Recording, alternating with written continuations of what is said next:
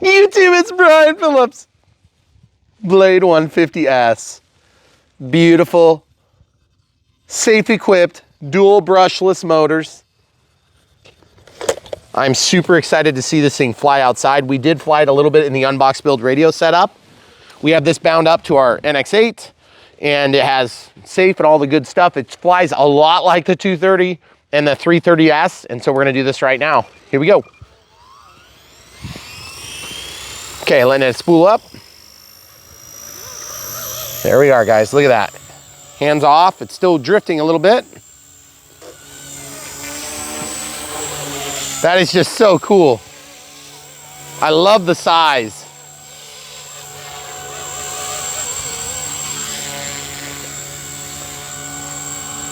That is so cool. Let's give a shot right overhead.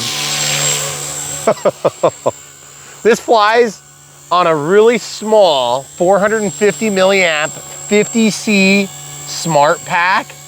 And yes, we do have telemetry on this thing, which is super nice. Let me see if I can trim this with just, I don't know if you can really technically trim with the stick controls. There's a trim flight you're supposed to do, but I just got it to where it's mostly holding still. I'm not even looking, that's pretty good. Okay, so I wanna get right into it on this thing. Woo! So I'm gonna go into the idle up. That's Stunt 1, so now it doesn't auto level, which is normal. It's just like the 230. Okay, so I'm gonna go a few mistakes high, folks. And just kinda, I wanna see if I can get a feel for it a little bit.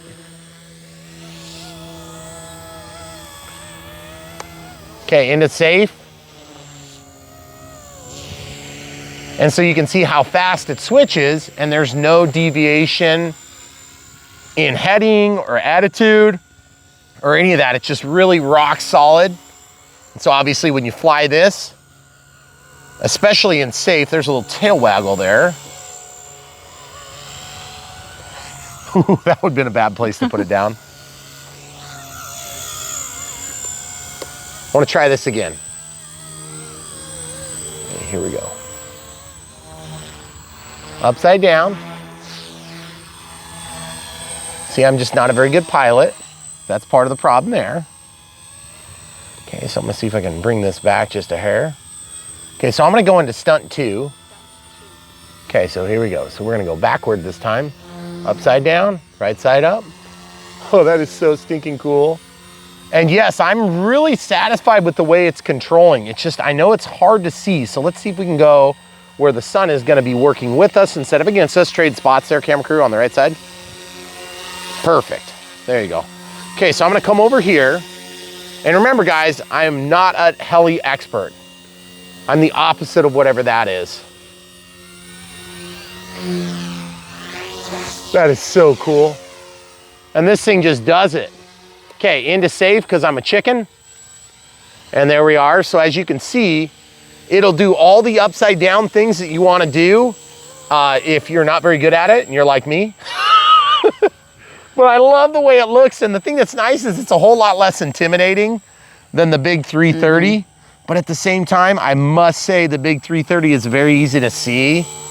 Now, what I want to do too is I just want to show you guys the smart battery telemetry on the screen after I go around these mountains of snow. What is that? Is that Christmas lights back there? What is this, Christmas time? Yeah, it's December. Oh yeah, it's not December, it's March. You're free to take them to the basement anytime you want. So as you can see, this thing does really good. I'm gonna go ahead and just, it is a smart battery with an IC2 connector. And we talk about a new 55 watt 2 through 4S charger. Okay, so we're gonna go to throttle cut. And I'm just gonna show you this screen. As you can see, we have 11.2 volts left. And this battery is supposed to be battery 1, battery 2. I don't know what the heck that is. That's kind of interesting. But you can see right there, 11.3 volts. So I'm not sure why it's doing it that way, but okay, so I'm gonna go straight to idle up. Stunt 2. There we are, guys. Took off in stunt mode, which is probably not the smartest move. But I want to try to do another flip here, okay? So we're gonna go backward and then right side up. And there you go. And then the panic button, there's a panic button. And I don't like getting to it. I think it's hard to get to because it's on the I button. And for me, and for those of you that have flown a lot with the NX8, it's kind of hard to get to that button in my opinion, especially if you use a thumb grip instead of a pincer grip. I'm gonna go overhead here just a little bit, if that's all right with you. Mm-hmm. We're just gonna go nice and slow. I can't help but feel like we're getting a little bit low on juice. Oh, that's our timer too. Oh. We're at 10.7 volts. Okay. 10.8 volts. That is really good. 10.1 volts. We could probably still take off for just a second, but it's gonna start lagging here. So for those of you guys that haven't flown with the smart battery and you're still kind of hanging out with the non-smart batteries, I just wanna let you know that we have been super impressed with the performance. They are quite expensive, everybody knows that.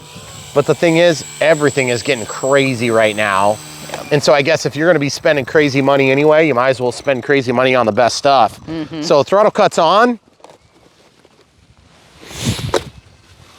Love the way this thing flies. Are we going on a nature walk for battery 2?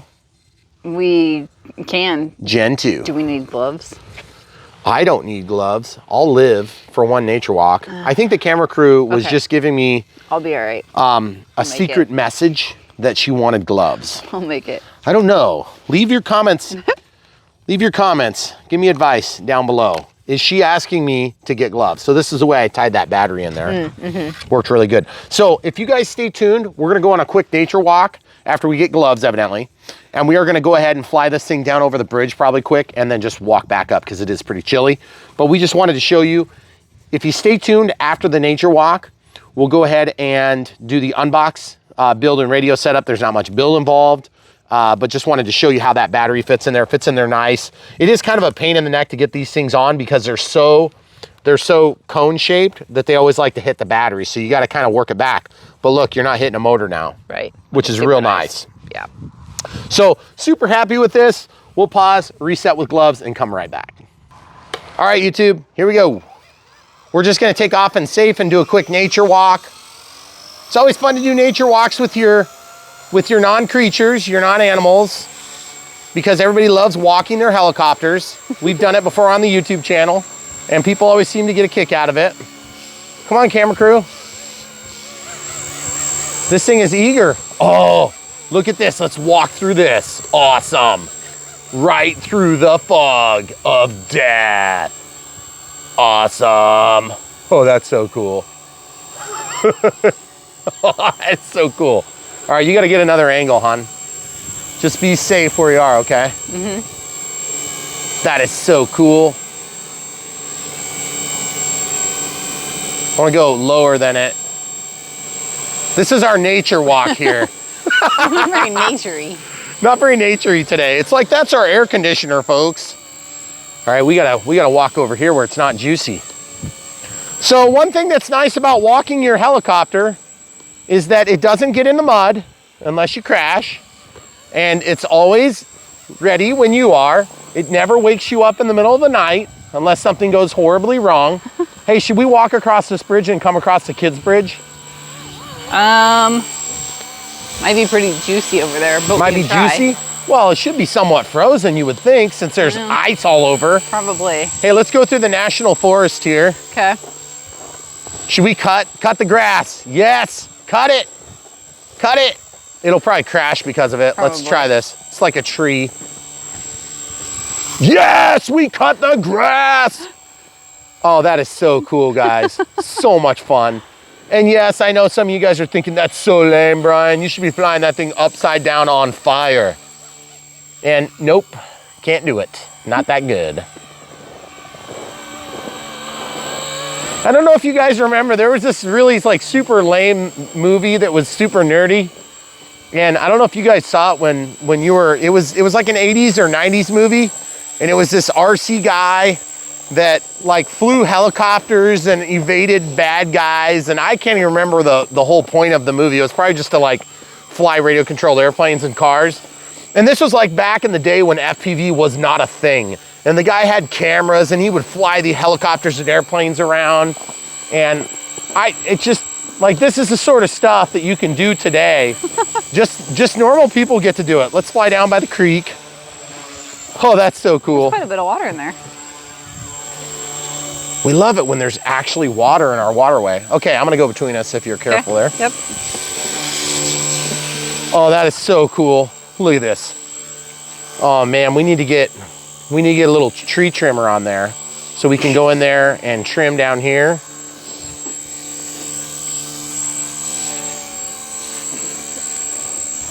Guys, it doesn't look like it, but there's a lot of crap there.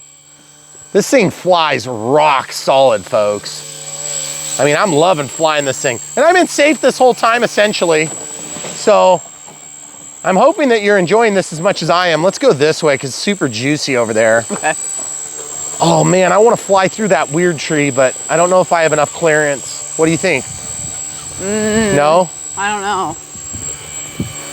All right. Oh, he wants to run. Go fetch. We have 1:29 left on our timer.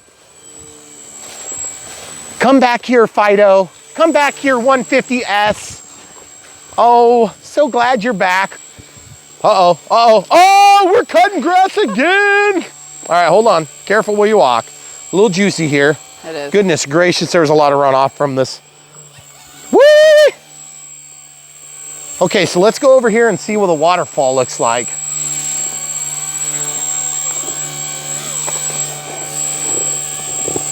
Is there a waterfall right now? Oh yeah, it's frozen some. I can hear it.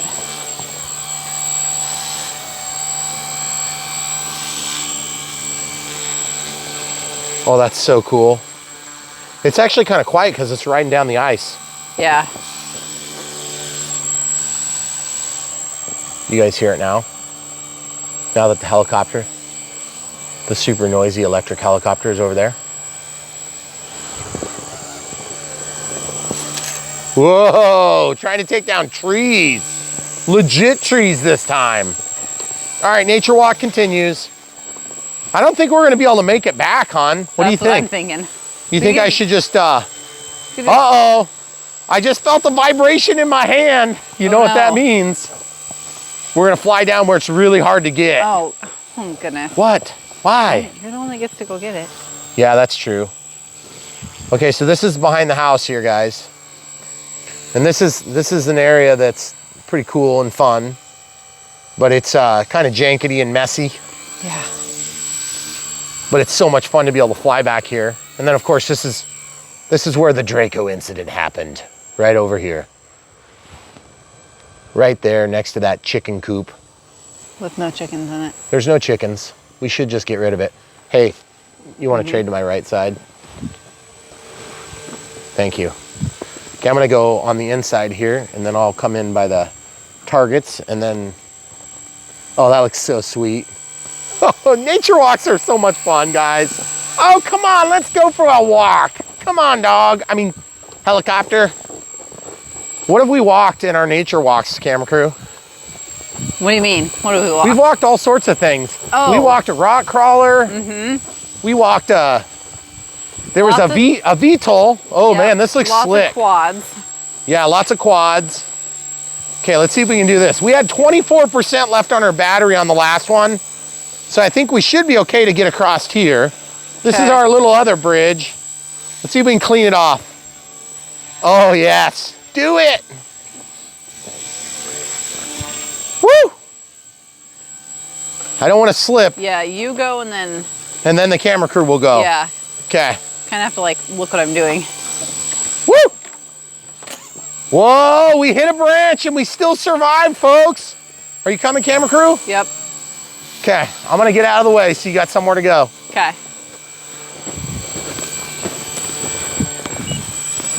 Okay, I'm off the bridge. You're up? Yep. Careful, that snow's a little slick. So guys, this thing is doing great on our endurance run / nature walk. I'm kind of surprised we've made it all the way around. I know, and it looks sweet doing it all. Run, Fido. Have fun. Are we gonna name our helicopter our S150? Let's go right here, because this is a good spot for us to walk. Okay. So guys, this has been a fun nature walk. If you want to have the same fun experience, you can buy this helicopter for your very own. It's definitely relatively easy to fly. It definitely looks sweet. It's not as big as the 330. It is sub 250, which is really good for drone registry reasons. But that's not to mean, oh, ooh, did you hear it? Mm-hmm. We may have to land it. Should we land it atop the chicken coop? Uh-oh. Don't catch your helicopters, people. It's dangerous. But I was afraid if I didn't, Enrique, I wouldn't be able to say I did it. Okay, throttle holds on and tested. That is awesome. Really good helicopter. Rock solid. We hit a bunch of branches and twigs and stuff, and no damage, just a couple of scratches. And otherwise, just super happy. And then let's show them what the voltage is right now. 9.7 volts, yeah, that's pretty low. So it's definitely low. Thoughts on this thing? It is impressively similar flying to the 230 and the 330. Oh, I didn't check the Vario. It doesn't do anything. I don't think it does anything. I tried turning the Vario on in the telemetry, it doesn't do anything. So I didn't think it would. It is impressively similar flying to the 330 and the 230S. Both are great platforms if you're a beginner, you want to build your confidence. Obviously, you super heli aficionados will be able to tear apart certain details about this helicopter, but I really like it. And I can't necessarily speak for Horizon here, but I think Blade was trying to go for somewhat entry level to intermediate pilots that maybe fly a lot of airplanes and they want to fly helicopters too now. That would be a perfect fit for this thing. If you already fly helicopters, you're gonna find this thing super easy to fly. And once you go into idle up and you know, the middle mode and then the advanced mode, which is gonna be giving you up to 100% of the power that this thing can put out, you really have almost no lag when you give it throttle. And on 2 and 3S helis, we have not seen that before. I don't know if you could see, but there was a little bit of a lag when you're in the safe mode. That's because you're only ever getting 65% throttle total on the motor in terms of the throttle curve. But the pitch curve is still pretty wide, so that's why you bog. But if you get into the idle up modes, you just don't experience that. So really, really, really happy with this thing. Definitely worth adding into your collection if you're into helis. The 3-bladed prop is nice because it's not quite as long, and nice long tail that protects the prop. That's nice on the tail rotor. In terms of the looks, I think these things are a little bit weird looking. I'm not a big fan, but I don't really care either. It's not that big a deal. And I do feel like the general build and feel of it is solid. It feels like it's gonna do a couple of crashes before you have massive damage. Now I say that in the context of it is a helicopter. Sometimes you crash and you break a lot on a helicopter. So don't think you're gonna be able to crash it over and over again, but I think in tall grass, if you put this down and it flipped over and just did this, I don't think it would damage. And no, I'm not gonna try it for you guys. Normally I would just crash it because I'm like, whatever. No, I like this thing a lot, so I wanna fly it more. And one of the biggest advantages I can say between this and others is that it does have another big brushless motor on the back, which is nice. It's a 4700 kV BLH 9311 blade motor. And interestingly enough, the main motor is not marked, it just says blade. So you'd have to refer to the manual to see what it is. It's quite a bit bigger motor. But I'm super happy with this thing. Biggest drawback I can see on this, because I know you guys want to know drawbacks too, is that it is going to need that relatively expensive 450 milliamp 3S with the IC2 connector. And I know a lot of you guys have not adopted IC2 connectors. It's a new connector. So I could see that as a drawback, but being that you know that now while you're ordering, the connector adapters are not really like super expensive. So just get those now, get one IC3 to IC2 adapter cable so you can charge your batteries on any of the chargers. We do go into detail on the S155, which is an inexpensive charger, finally, that Horizon offers that is gonna be a perfect complement to a heli like this. Now this came in our case as a bind and fly, and I don't know if it's offered as a ready to fly, but I do know that it's available as a bind and fly, and that's the way we did it today. So obviously we're able to use our NX8, which is the way I prefer it. I really like to be able to go in and tweak those settings, even though I don't feel like it needed a lot of tweaking. It just did a good job. And again, all within the scope of, I'm not really a heli pilot. I'm more of a fixed wing pilot if you had to pin me down on something that I, would say that I'm good at. So when it comes to helicopters, most of the flying you see me doing is in safe. And in the airplanes, most of the flying you see me doing is not in safe. In fact, almost never it's in safe. It's just in safe to kind of demonstrate that it does it. Also, I felt like the visibility on the blades was really bad on this because it's so small and so fast. You really can't tell what's going on. So like if you get close to a branch or something like that, you can't tell where it is. Now that's pretty customary on helicopters in my experience. But I do feel like the 330, it's a lot easier to see the blades. And on the 230, it has the orange blades. So you can actually sort of make out the line easier. Also, our lighting conditions today are such that it might be just kind of hard to see. So with all those things considered, I mean, the negatives are just so minor that it's not really big negatives. The other thing is these batteries that you're seeing inside of here, there's other reasons you're gonna want them. So I'm just telling you that now. I can't go into more detail. But you will want some. So you're not gonna be wasting your money buying one or two or three of them. But as with any battery, stuff has been delayed really bad from last year. There is gonna be an outpouring of amazingness this year in 2022. So buckle your socks up. It's coming. It's gonna be amazing.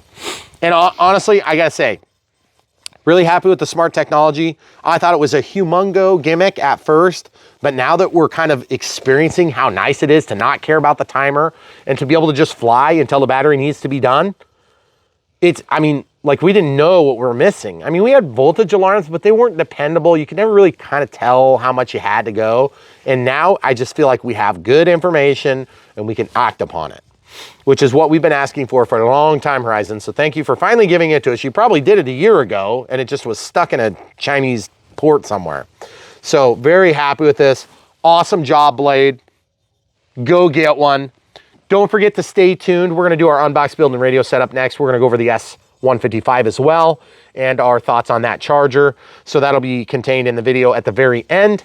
And also, if you wanna buy this thing for your very own, follow the links in the video description below. Our affiliates send us small commissions for sales.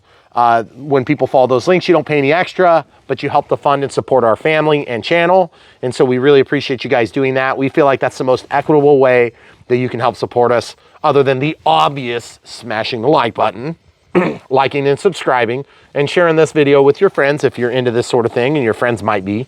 We're always welcoming new people here, and we are really appreciative of our current and new Patrons, which you can become one of. Just follow the link in the video description below. And then also PayPal if you're not into monthly support, or maybe you don't know what next month looks like, so you want to just do a little something here and a little something there. It's always appreciated. It really does put a smile on our face, and it brightens our day when we go into PayPal at the end of the month and we see that a few of you have supported us. It's really cool and unexpected, and so we really, really do appreciate it. And for those of you that are overseas, maybe it's a little bit harder logistically for you to support us by following the links. We get it. You don't have to apologize in the comments. If you do, that's fine. We'll still reply. But at the end of the day, we know you guys are trying. Just do the best you can, and we appreciate you anyway. So come back. There's so much more. YouTube, it's Brad Phillips. We opened this out of a box. Look at that. I didn't even cut it. So this video is a little bit weird. We mix things up. We're going to unbox this beautiful 150S Smart Heli by Blade, which is in the series of helis that we've been doing, which currently we have the 230S and the 330S, and we have just been loving them. As you can see, we still, in March, have our Christmas trees up and snow. My wife loves it when I bring up the Christmas trees. So also, if you want to stay tuned, this is a cool little charger, way more economical for those of you that only need 4S. This is called the S155. We will go into more detail about this later. Obviously, it's got the quick snappy do thing, so you can do EC5 and EC3, which is ironic because most 4S packs are going to have an EC3. This does not have, however, an IC2. So you still need the adapter. So pay attention to that. And this heli flies on a 450 3S. Okay, so keep all those things in mind.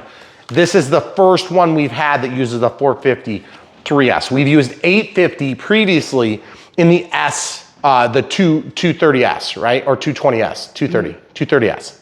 Okay, so just keep all those things in mind. And the reason we're opening this now, you can stay tuned and watch that little clip at the end. 2 cuts there. We obviously have the NX8 because this is a bind and fly. Beautiful. Oh yes. We love doing these helis because they're always super easy and awesome. Okay, we're just gonna go ahead and take care of that registration right there in the permanent file cabinet. As usual, you've got your perfect, helpful manual. It talks about all the different setup, which is really nice. Okay. Very good. Okay, so next thing, we're gonna continue to open the box.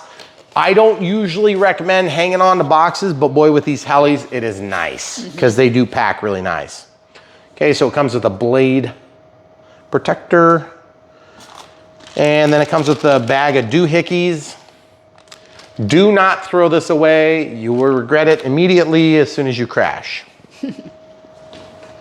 Oh yes, this looks so sweet. It's exactly like the 230 except small. Actually, this one looks, whoa, it's got a brushless motor on the back too. Awesome. That is sweet and 3-bladed. Wow. Why do they have these things here? I wonder if that's just to make it more stable, like a heavier blade. And then yes, brushless motor on the main. Okay, so just looking inside this mechanism, they've got big grommets, that's good. I hate small grommets on helis because small grommets are always super, they immediately get lost. Okay, so we're gonna see how this works. I believe we're gonna be flying this one inside, but if it scares me, we'll wait and do it outside. Obviously, I may not be doing all the different tricks and things that I can do, which I'm pretty limited on what I can do because I'm not that good at it. But we're gonna show you what we can show you. It says that it's got safe, stability, intermediate and expert flight modes, panic recovery system, dual brushless power, which we already pointed out. And it looks like this thing weighs, how much do they say it weighs? Let's just weigh the thing. Okay, so obviously we're gonna be using that battery so we can go ahead and put it on the scale. If you guys don't have a kitchen scale, you should get something like this. For those of you that don't know anything about us, I work on industrial scales for a living. Milliliters, what the heck is that? There. Where? Oh, pounds, kilos, there we go. Oops. So I'm gonna push this forward so it tentatively balances. Okay, so 165, and then I'm just gonna lay this on there, it's good enough. Look at that, guys, we're sub 250. What does that mean? No registration. You don't have to worry about the FAA drone registry. For those of you that don't know what the drone registry is, just look on knowbeforeyoufly.org and you can find out whatever they've decided to do lately. And I don't give them any free marketing.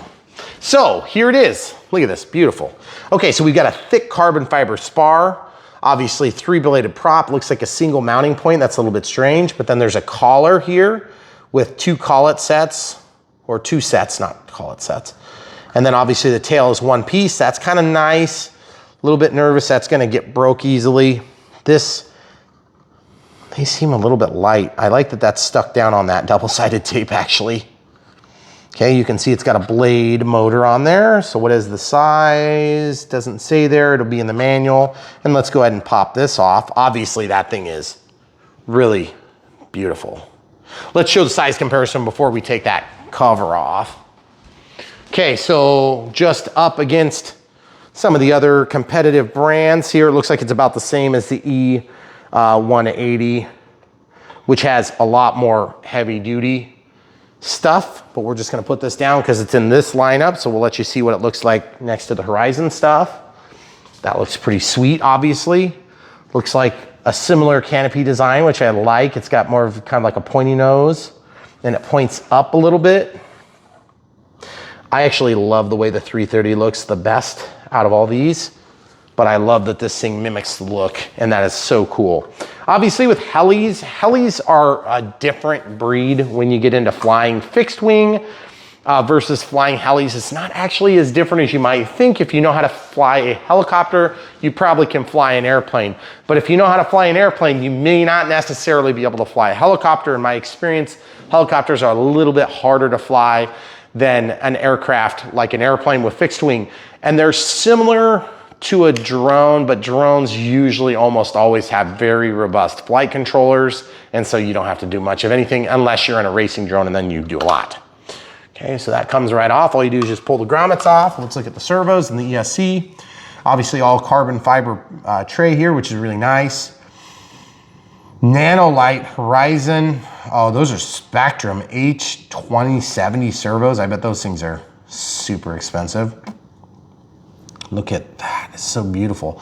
This is plastic. Some of you are screaming, why is it plastic? Why is it plastic? It's metal where it needs to be metal, and it's plastic where it needs to be plastic to keep it sub 250. 250 is the key, guys. I just wanna demonstrate one thing real quick, one thing. Okay, sub 250 is critical, okay? Sub 250 is the difference between success and failure, in my opinion, in the size class, okay? Case in point, amazing helicopter. I'm scared to fly it myself. Let's just see how much this weighs naked. Gotta let it zero. Okay. Look at that, guys. That is not sub 250. Not sub 250. That is a humongous miss on China's part. I'm serious. This being over 250 is a gigantic deal breaker for many people. I mean, it's not really a deal breaker for us because we already have the drone registry stuff taken care of. But if you ask me, obviously this one's gonna be sub 250, but that one's not sub 250. These are obviously greater than 250. That's a huge factor for me. If you're new to the helicopter piloting, and the other thing too is if you fly inside, it doesn't matter either. You can fly a 15-pound helicopter inside. I mean, I don't wanna get hit in the head with a 15-pound helicopter, no less the blades that probably weigh a couple ounces each, going hundreds of miles an hour. But the reality is if you're indoors inside of a substantial structure, then they don't have anything to say about it. Okay, so what we're gonna do is we are gonna go straight into radio setup, which is something we do here on Brian Phillips RC. Obviously you've come to expect that, and many of you guys come just for the help setting these planes or helicopters up. And full disclosure, and I always say this when we deal with helicopters, I'm gonna use the wrong terminology, and I apologize. For those of you helicopter aficionados, if I screw up the collective and the whatever auto gyro rotator cyclic rotogritter, then I stand corrected. I have no pride, zero pride over these things, guys. I'm not trying to mislead anybody. I just don't care. This is cyclic here. Okay, so it like leans everything, and then this is the collective. So it's kind of like a throttle. It's a throttle and a pitch control, okay? Whereas the cyclic actually changes the direction that the whole mechanism points, and that draws the aircraft forward, backward, left, and right. Okay, so if I've slaughtered that explanation, I apologize. Still. Also, we're gonna do the shelf liner trick. I know some of you guys are like, stop doing shelf liner on helicopters, Brian, it doesn't work. Well, it kind of does. So we're gonna do shelf liner again. Shelf liner works better in airplanes. But just to give you a side-by-side comparison here, we've got this T-28, beautiful plane. Love this plane, flown it a ton of times. See, I just take the Velcro off and just use the shelf liner on it. Works perfect. And then you don't get that pesky Velcro stuff all over your batteries. And plus that covers up your markings. I hate that. So Horizon, if you're listening, come up with some cool solution where the ends are marked or whatever. You're not gonna put Velcro here. Scissors? What are you supposed to use instead of shelf liner? Velcro. Oh. That's what all the people are screaming. You should be using Velcro. I'm unsubscribing because she didn't use Velcro.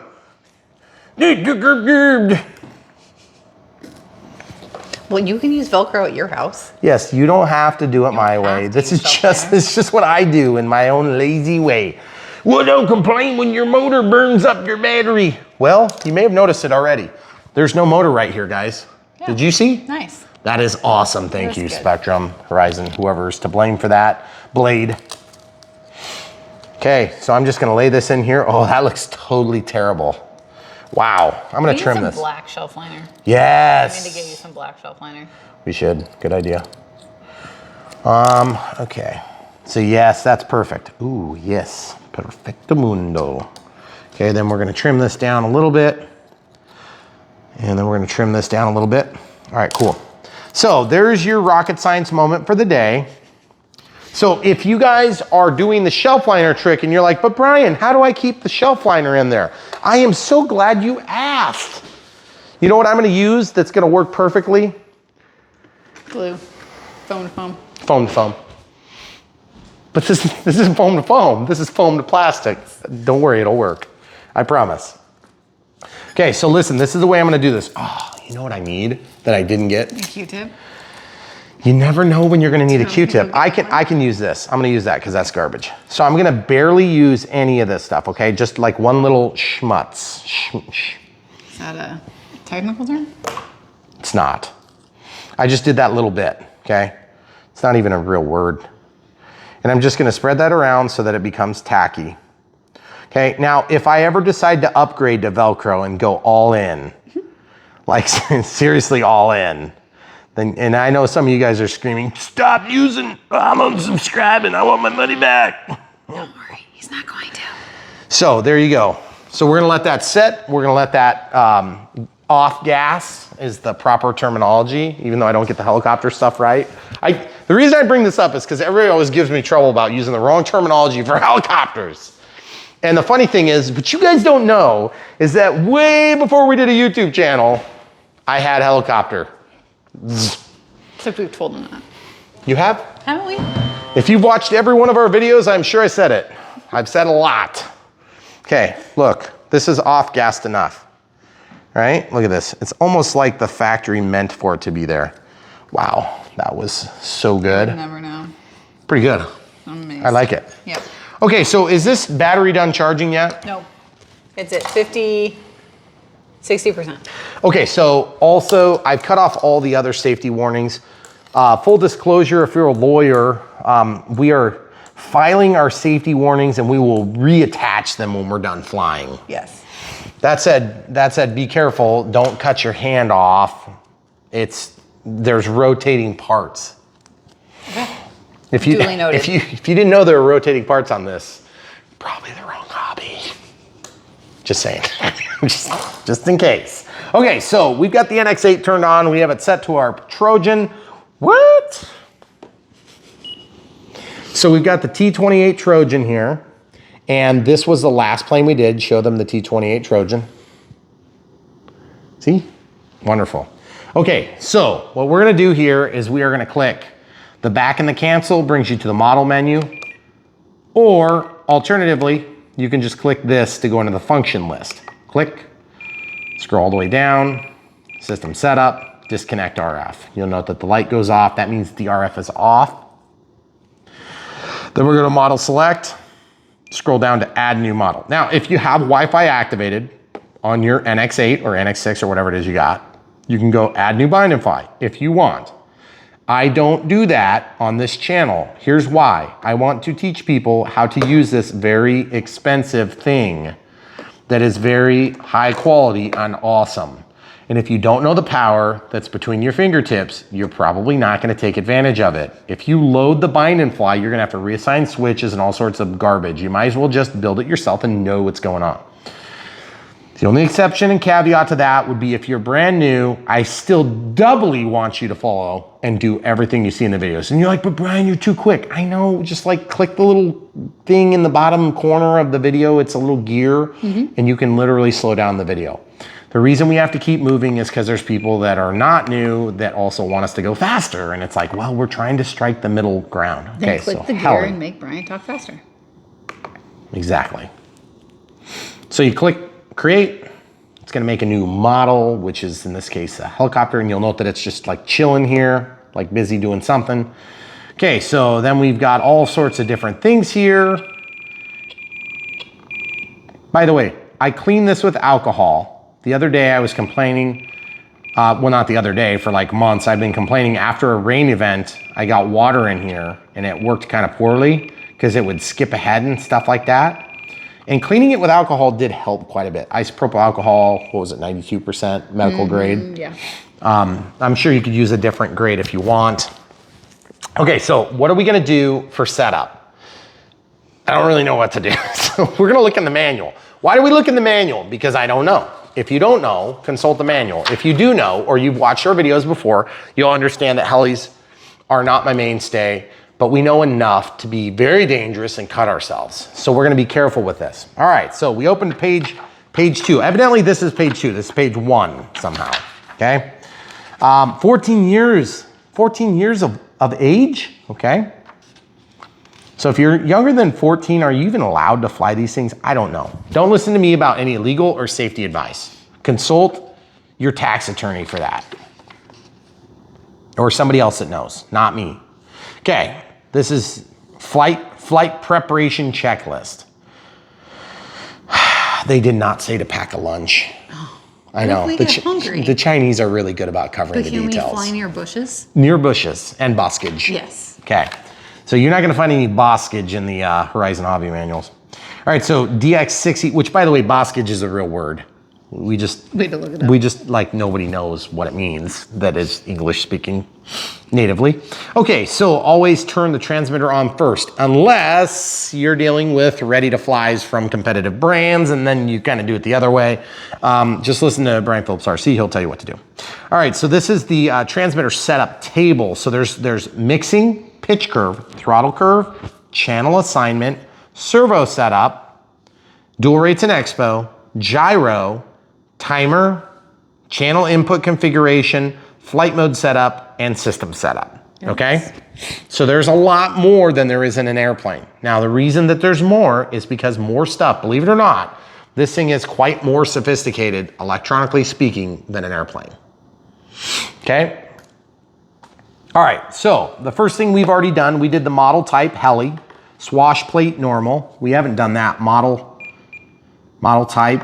See that? There it is. It's already an aircraft that's a Heli.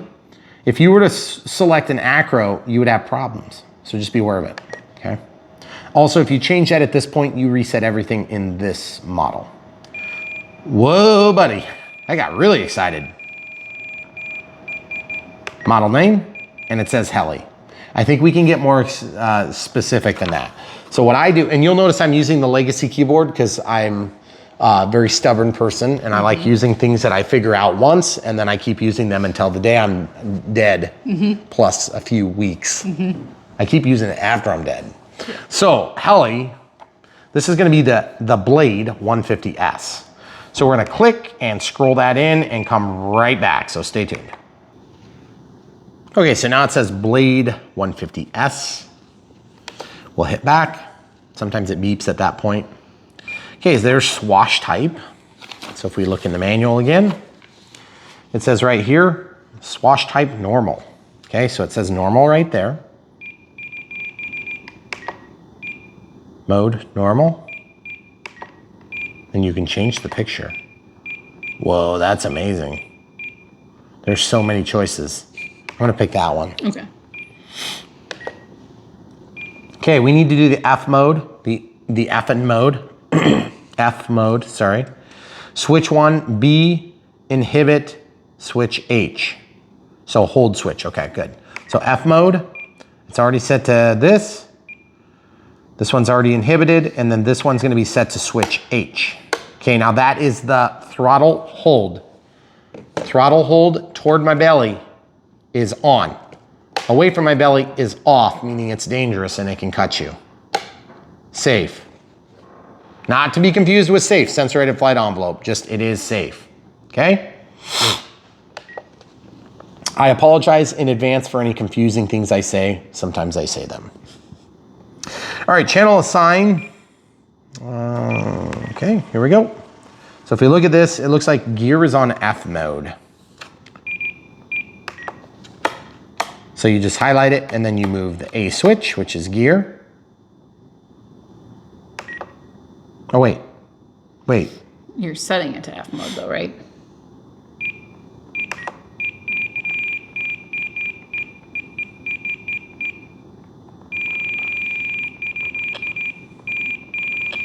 There it is, F mode. Okay, cool. Walk back, ooh, look at this. Frame rate, 11 milliseconds. Frame rate, oh, you would. See, hybrid. Won't even let you set it right. So I'll do the hybrid, I guess, that's closer. Okay. Then it looks like the channels, if you look right here, we have channels are all set. Okay, so this is probably in the function list. See, this is system setup, the rest is function list. I'm actually gonna take and just flip this over. Nah, it's not gonna work. So we can walk out. Now we've got that stupid warning backward. I want the warning if the throttle cut's not on. So we have to go to audio events. No.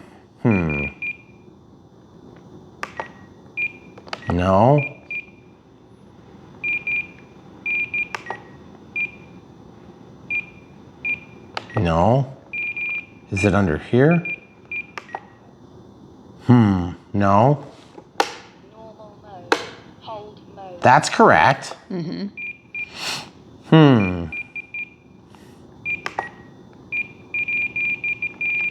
That's not technically an audio event though, is it? I don't know. I think it is. It's a warning. Because watch this. If I have the throttle hold on and I turn this off. Okay, so let's let it shut off. I love the incessant echo.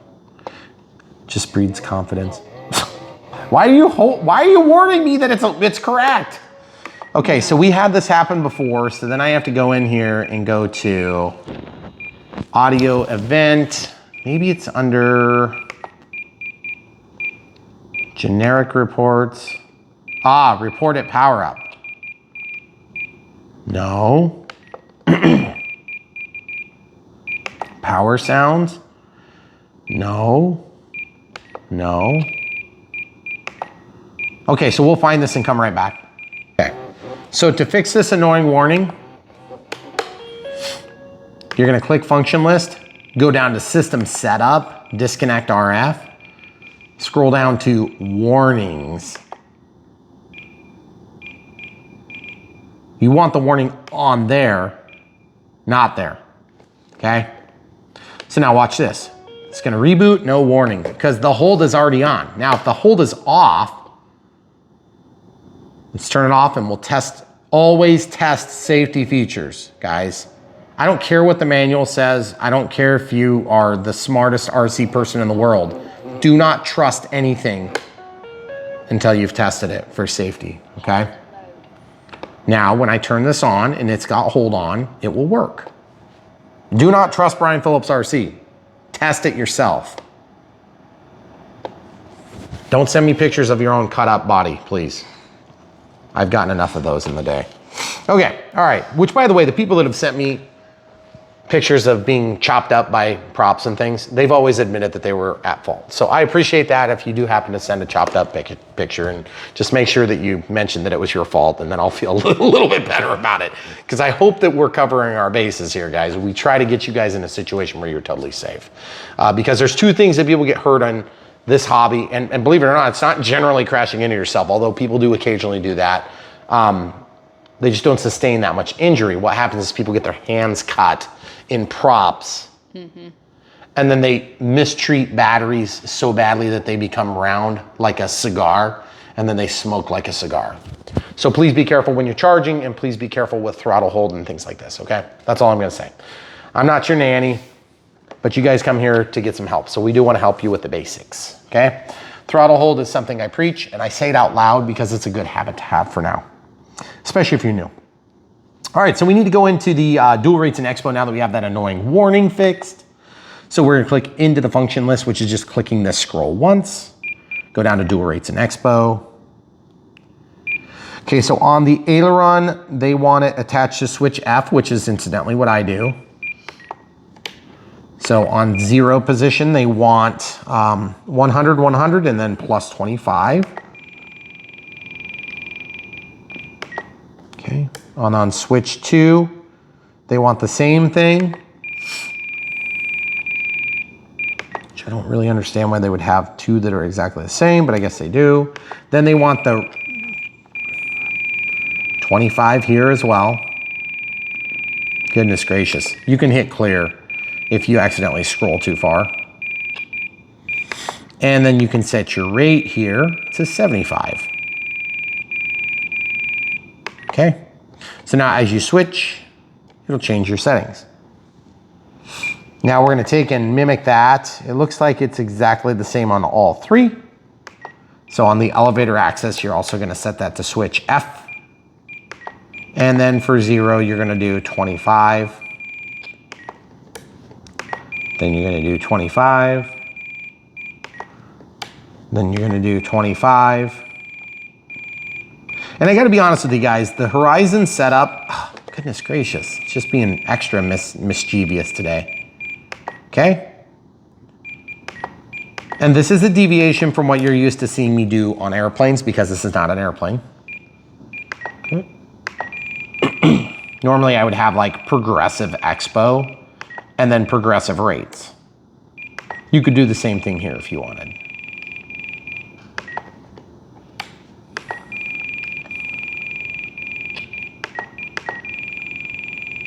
Oh, so if you guys were watching our video from the other day where we were filming out in the bad weather, it was kind of terrible because when we were done with our video, we came inside and there was tornadoes that hit just a few miles south of where we are. And then there was tornadoes that hit a few different places in Iowa and like 6 or 7 people got killed.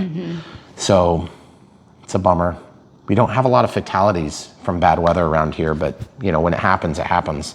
And really sad story, some people came up from St. Louis to visit family and like half of the family got killed. Yeah.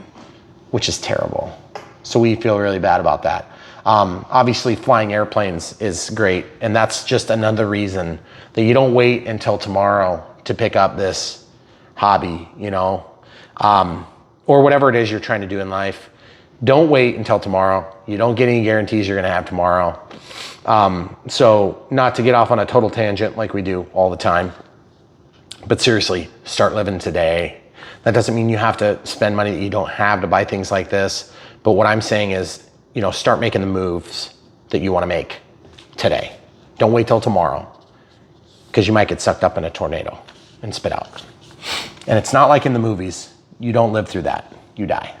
So, on that super morbid note, let's pick up the radio setup. Okay, so back to timer setup. All right, we're in the function list. Where is timer? Gyro's supposed to be off, and it is, good. I don't know why they specifically call out gyro and say inhibit. I think it's because it's like some of the principal factors. Okay, so we're gonna go to timer.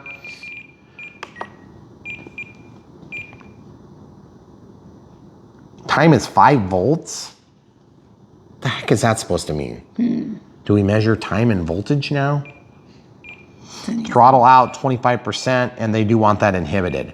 So what's gonna happen is on a heli, the predominant energy source or energy consumption is, of course, spinning the rotors, okay? So in an airplane, you generally get in the air, you need to continue giving throttle to fly, so I opt for a 1-out timer because even though you are gliding for part of the time, you're generally in throttle, at least a little bit all the time, okay? Some people take issue with that. If you like doing it a different way, that's fine. It's a preference thing. Lots of ways to skin cats around here, guys. We don't all have to do everything exactly the same, But just don't do it different from what I recommend and then ask me to explain why you crashed, because there's a reason we do things the way we do, and it's not always the right thing for everybody. But what we do want to encourage you to do is if you don't have any clue and you just want a starting point, that's what we can help you with here.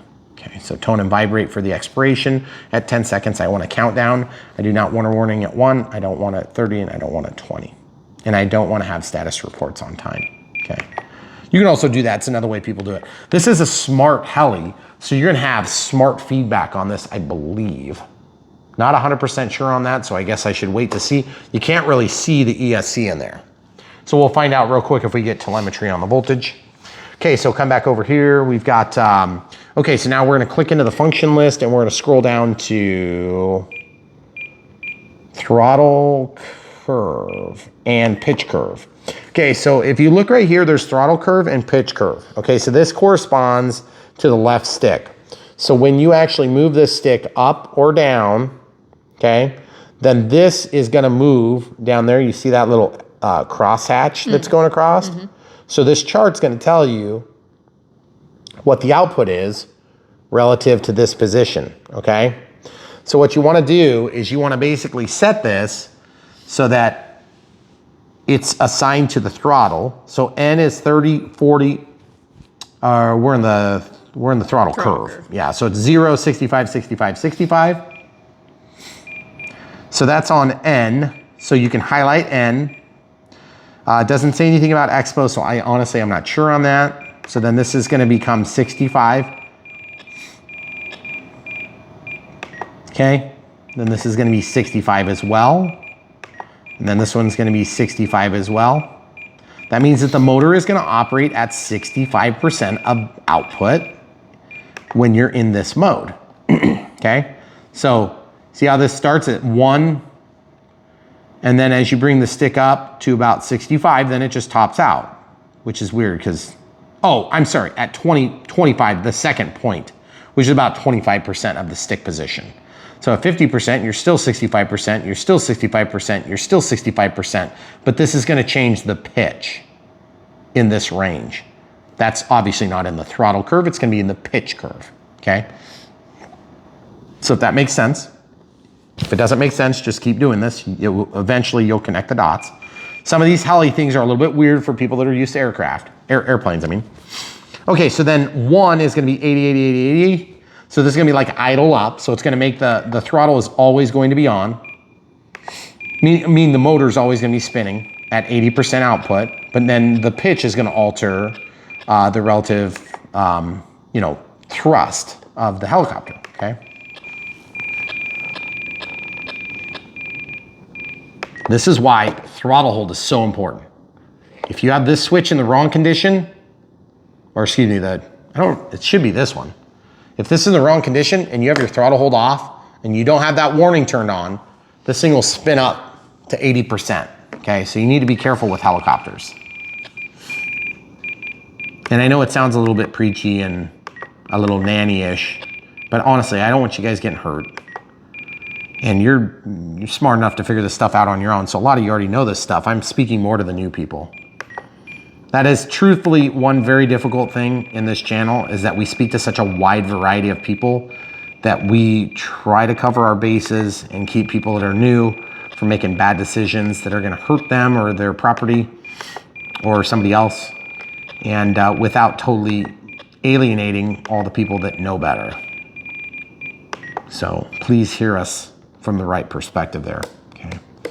So, and then it looks like for pitch curve, we gotta do pitch curve for that. And I'm not sure, I don't understand this. You see this, how it's just dark? I don't think you actually change that from dark to light. But I'm not 100% sure. Like, see, throttle hold. Hold mode. Hold mode. See, when hold is off, there you go. Okay, so that's attached to B, good. So it's just like our other helicopters. Throttle hold is on. Now, also, you're gonna note that I say throttle cut on accident, and sometimes I say throttle hold when I'm talking about airplanes. Throttle hold, charging's done. Cool. That's like almost perfectly. Because now we have this battery, which is dinky and cute. That's pretty cool. ready to go for this helicopter because we're ready for it now. Where was I going? Oh, throttle cut on airplanes is throttle cut. Throttle hold is throttle hold on a helicopter because it's different than throttle cut because you can have throttle hold on and you can still control the pitch of your helicopter and you can auto gyro your helicopter down to the ground. Tried a few mistakes high if you're curious. Okay, so now that we're done on throttle curve, we're gonna hit back. We're gonna go down to pitch curve. So this speaks to the pitch of these blades, okay, which is controlled by this axis here, right here. I wanna see if I can show you guys what happens. See how that changed? See how that changes it? And then same thing over here, okay? That changes the other blade, okay? Okay, make sense? Mm-hmm. All right, so now that we're in pitch, we just look at the suggested setting is 30, 40, 50, 75, 100. So for N, so with hold off,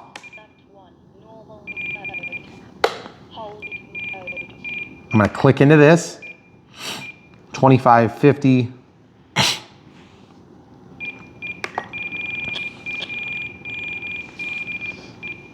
this is 30, then 40, then 50, then 75, then 100, okay? So as you move the stick, you can see it also shows you what the output's gonna be in pitch, in terms of pitch. Then we're gonna go off of N and we're gonna go to 1, which is gonna be 0, 25, 75, 100, which I believe is default, okay? And 2 is also gonna be default here. And then for hold, we're gonna set that to 0, or excuse me, 25. The other thing is misbehaving a lot today. I was just talking about how good we got that fixed with the alcohol. That's what I get for talking about it. 25, then 37. Then 50, then 75, then 100. And you're just looking right here if you're following along, okay? So now we need to mix in the panic button. So we'll scroll down to mixing. We're gonna go to mix, P1 mix. Okay, so there doesn't look like there's already one built in here. So we're just gonna go normal. We're gonna highlight the input, which is channel I. So I have to scroll that in. Oops.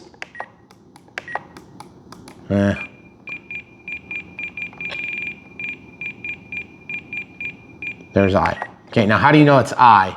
Because it says channel I right there. It's hard to see on that one. See how it says I, and then over here it says A, and then over here it says B, which corresponds to this switch. Then over here, this is the R knob. Then there's H, and then there's G. This one's F. I'm gonna put that to the middle because I usually fly in the middle setting. Okay, so I goes to gear. The rate is gonna be 0 and minus 125. Well, that's annoying.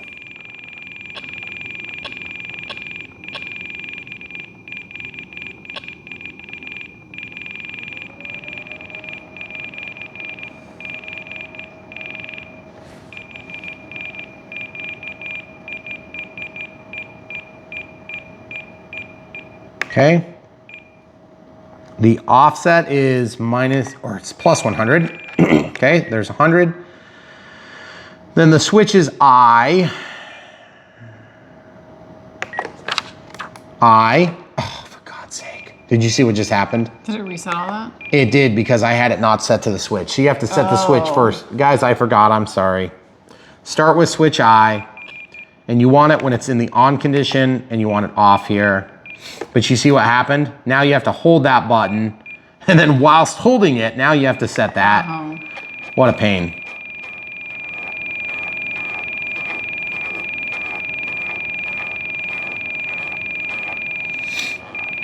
Okay. Then the offset is plus 100. Okay. Then when you let go, it's off. See? See what's happening? Sorry, folks. I should have mentioned that before. I didn't catch it in time myself. All right, so the next step is to basically bind this thing. Throttle holds on. Clear the time. Go to monitor. Check your throttle is not going up. That's important. The pitch can go up. That's fine. You can see the rudder. You can see the aileron. You can see the elevator. And of course, they speak in terms of aircraft because that's what most people in the hobby world speak. Let's talk about the LED conditions real quick. If you want to come over here and we'll show them that. So it says red for solid. So it's waiting for receiver connection, system will not initiate until connected. Then there's a yellow flash, which is calibrating. And then there's slow green flash, which is ready to fly. And then slow red flash is the fail-safe active. Red solid and yellow flash calibration error. FC not level, flight controller is not level, or is being moved during calibration, okay? So our initial setup should be pretty quick and easy on this for binding. I'm just looking through to make sure there's not anything weird. Refer to the transmitter setup table correctly. Put the transmitter in bind, okay. Power off the transmitter, whatever. We'll just figure it out. We've done binding a lot on these, okay? Throttle holds on, stick is down. This is the bind button, okay? You can also go into bind mode, but I'm just gonna turn this off. So the way you turn it off with this little Spectrum logo on the NX8. So once that's off, just make sure you're in the right model, okay? Then when you're ready, you're gonna turn this on while pressing that button, okay? So we'll do that in a second. So this is where you wanna just kind of protect yourself a little bit. Just, you never know what's gonna happen until you figure out what's gonna happen. So you gotta vote for it to figure out what's in it. So what we're gonna do is we're gonna just tighten that in. See, it's a very good fit. Okay, we're gonna twist this around like this, and then I'm just gonna protect myself. Okay, you'll see there's a red flashing light. Can you see it? I can. Okay, camera crew, be careful just in case. Press that button while turning it on. Binding. Bind failed. Bind failed. Okay, so when the bind fails, that's not unusual because I'm too close. I'm gonna go down. I just turn it on and then I just go to bind. Binding. Try it again. Bind failed. Okay, so now I'm just gonna try again. Binding.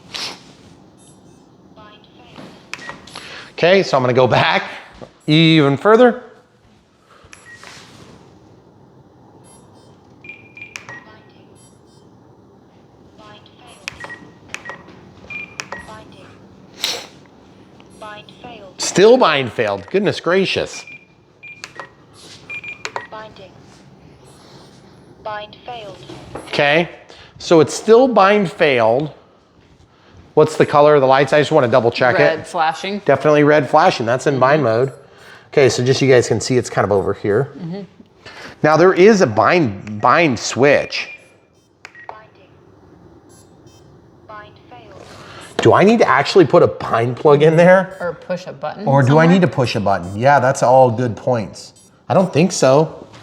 It's really hard to even see it. No, I know. I don't see a bind button anywhere. There is a bind plug here though. So maybe I actually have to, I feel a little bit embarrassed, but maybe we have to put a bind plug in there. It's kind of strange because it sure sounds like it's in bind mode. Yeah. And I don't think it came with a bind plug. Check the bag. Oh. I bet there's a bind plug in it. Yeah, there is. There is. Let's use the Yeah. provided one. Sorry, folks. Typical Brian Phillips gaffe. We're not above making a mistake on this channel. We do it so often that you've come to expect it. Okay, so there's the bind plug. This thing's stapled shut. I'm just gonna get another bind plug. Sorry. There's scissors right here. Typical flip-flop, Brian Phillips flip-flop. I don't want to cut it open because I'm just gonna store that. Oh. What I do with my manuals, because we get a lot of manuals, I staple the bag that came with a particular aircraft to the manual And then I take one of the plethora of like Amazon boxes or whatever it is we get, or Horizon boxes, and then I just stack them in there like this until the box is full.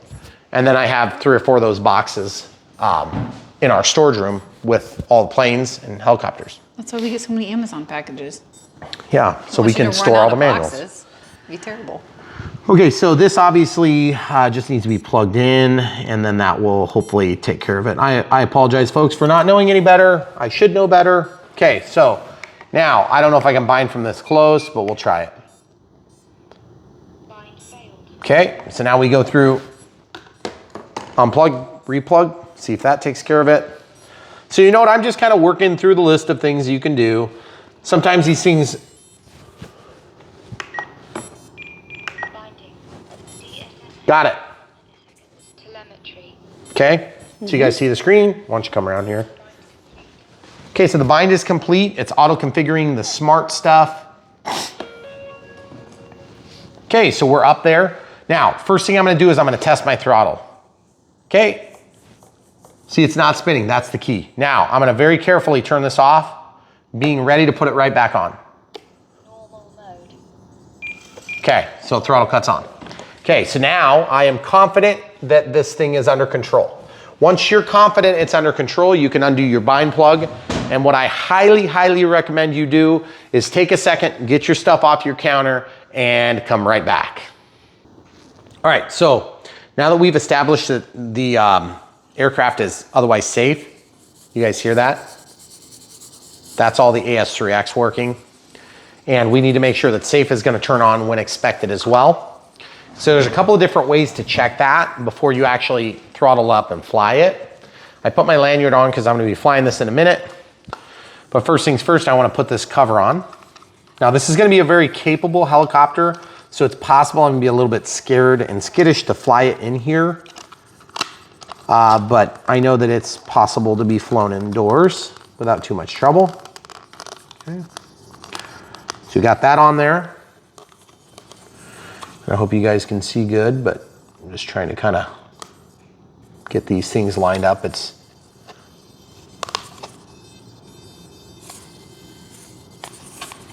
kind of hard to tell. Oh, there we go. Sometimes I feel like I get stabbed every time I do this, but I don't. Didn't on that. Okay, so first things first, with safe, in fact, I'm gonna take this lanyard right off immediately. Let's show the people at home what they're looking at. So I'm gonna lean back. You can see that swash plate move back. You can see the swash plate go forward. You can see the swash move to the right, or excuse me, to the left, to the right, forward, back. Okay, so that's good. Obviously, with throttle cut off, Hold mode. there's a very small difference in pitch. That's what we expect. So as I move this, the pitch goes up. As I move this, the pitch goes down. Okay, now watch this. Throttle hold is on. It's not idling up. It's not idling up. That's important. All safety things you want to confirm before you start playing with your helicopter. In my experience, those are important things you don't want to find out that they aren't working, okay? Also, there's gear. Doesn't do anything. Okay, so that's good. Now, there's also that. Did you see what happened? That's our panic button, okay? I accidentally bumped this. Okay. So this is gonna be idle up, and then this is gonna be back to safe. So I think what we need to do is we need to go down to forward programming, click, connecting. Connection failed. Or is there not? Is there not forward programming? It has 3 different modes. Is it just built into that switch?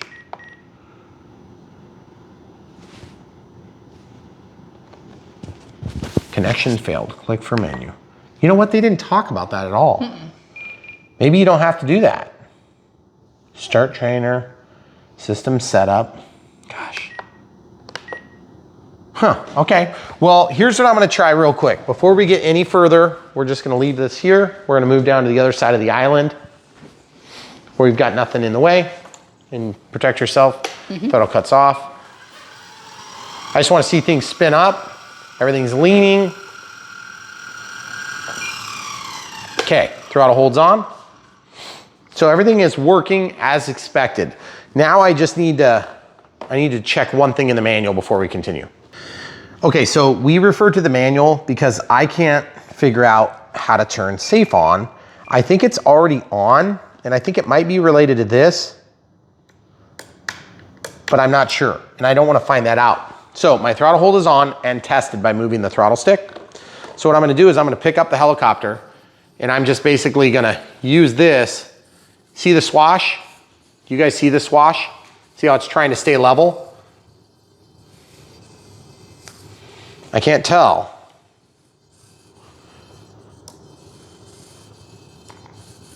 Now panic, watch panic.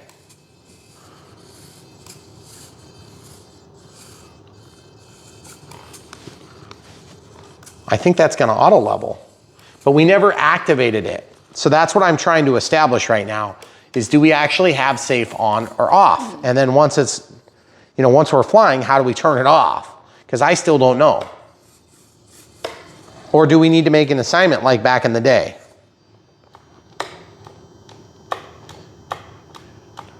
Okay, so nothing changed. So I think safe is on, but I don't know how to turn it off. So that's the next thing we're gonna figure out. All right, so we're still not 100% sure how to shut safe off, but we think we have figured out that safe is on. And the way we figured it out is we have our throttle cut on, and we basically just look at the swash, and it's trying to auto level, okay? So we'll see that right now. We're gonna test it real quick, and I can't promise a huge flight in here, but we'll do our best.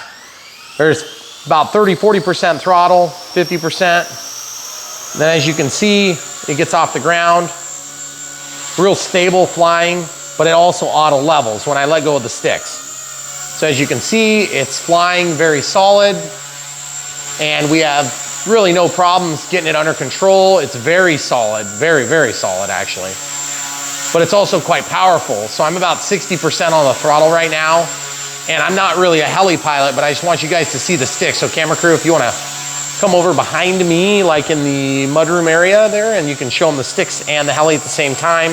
Just very small stick inputs, and as you can see, as I let go, it pretty much does what needs to be done to level the aircraft. Okay, now, I would never, ever, ever do this with the 180 from Ishin, because I would be scared to death. I'm only like 2 feet from my face, okay? So obviously this thing is flying great. It's very solid. I'm not a helicopter pilot. Well, I mean, I kinda am, but I'm not really that good at one. So what I wanna do is I wanna go ahead and land it. So as you can see, it's just very solid. Now I'm not even an idle up, so I just wanna show you how easy it is to land. I'm just slowly moving the collective down, and then it kind of pulls it to the ground, and then I just shut it off. And you can see the squat on the landing gear, okay? On the skids. Throttle cut's on. Always test your throttle cut if you're not sure. So obviously that thing is really rock solid. It's super easy to fly. Super impressed with that. Now, I'm not sure I'm comfortable doing idle up in here just because we don't have that much head space in case it would like shoot up fast. But what I want to show you is I'm going to control this helicopter very safely. This is not something I recommend, but I'm just showing you how this works, okay? I know where things are going to move. So I'm going to go ahead and throttle cut is off, and I'm going to show you what would happen if you accidentally had this in the wrong mode. I've got the stick neutral now. Throttle holds on. So it would spin up to that. Now let's see if you're in the agility mode, watch what happens. Even more insane. It's gonna go all the way up to 100%. Okay, now it's not giving me any lift or anything right now. If I push down, look at the light above me. Producing a ton of thrust, very little lag. It is auto leveling, and that thing is rock solid. I can barely tip it. You guys see what's happening here?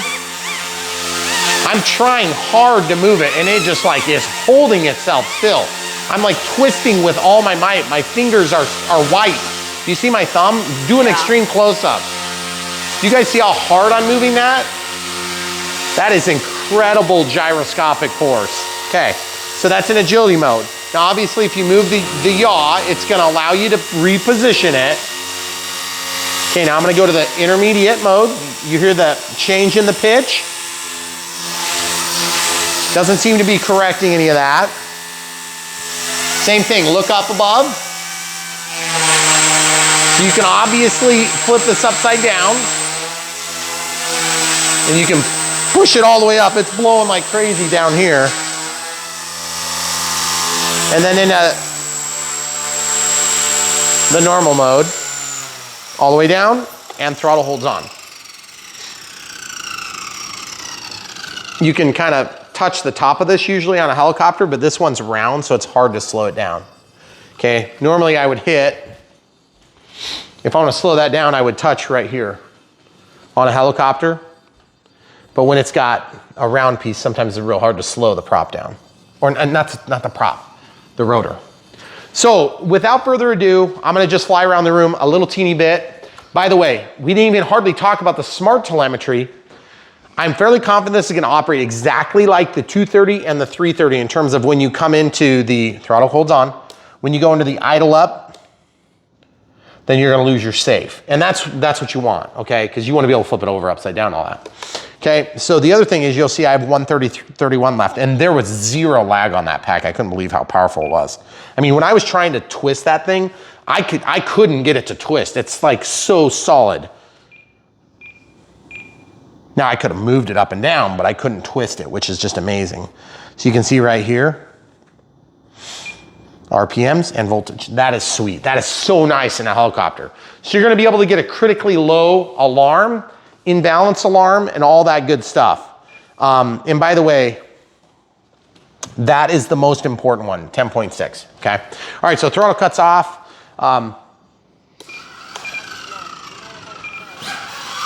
Okay, so we're just gonna idle it up here. We're not gonna idle up, we're just gonna take off. Well, I don't know, that was pretty solid. Okay, so there we go. So just get up in the air and just look how freaking solid that thing is. I love the way it looks, folks. This thing looks absolutely fantastic. This is definitely one of the few helicopters I would fly in my living room that's of scale. There are a lot of helicopters that we've flown in here, but not big enough to actually damage things. Okay, so as you can see, I'm very much playing it safe. There are way better helicopter pilots out here in the world, and I am not one of them, but that thing looks absolutely fantastic.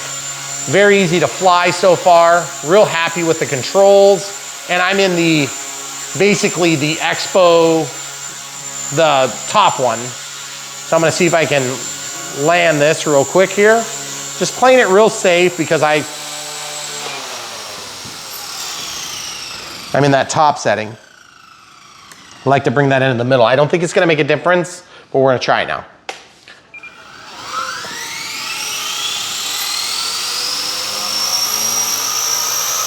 Okay, there we go. Yeah, doesn't feel excessively loose. It just feels, actually, I would say pretty much perfect. That middle setting is wonderful, I love it. Ooh, the cats are getting curious now. So my timer just went off. Man, that looks so good, doesn't it? Mm-hmm. Yeah, it's cool. Looks sweet.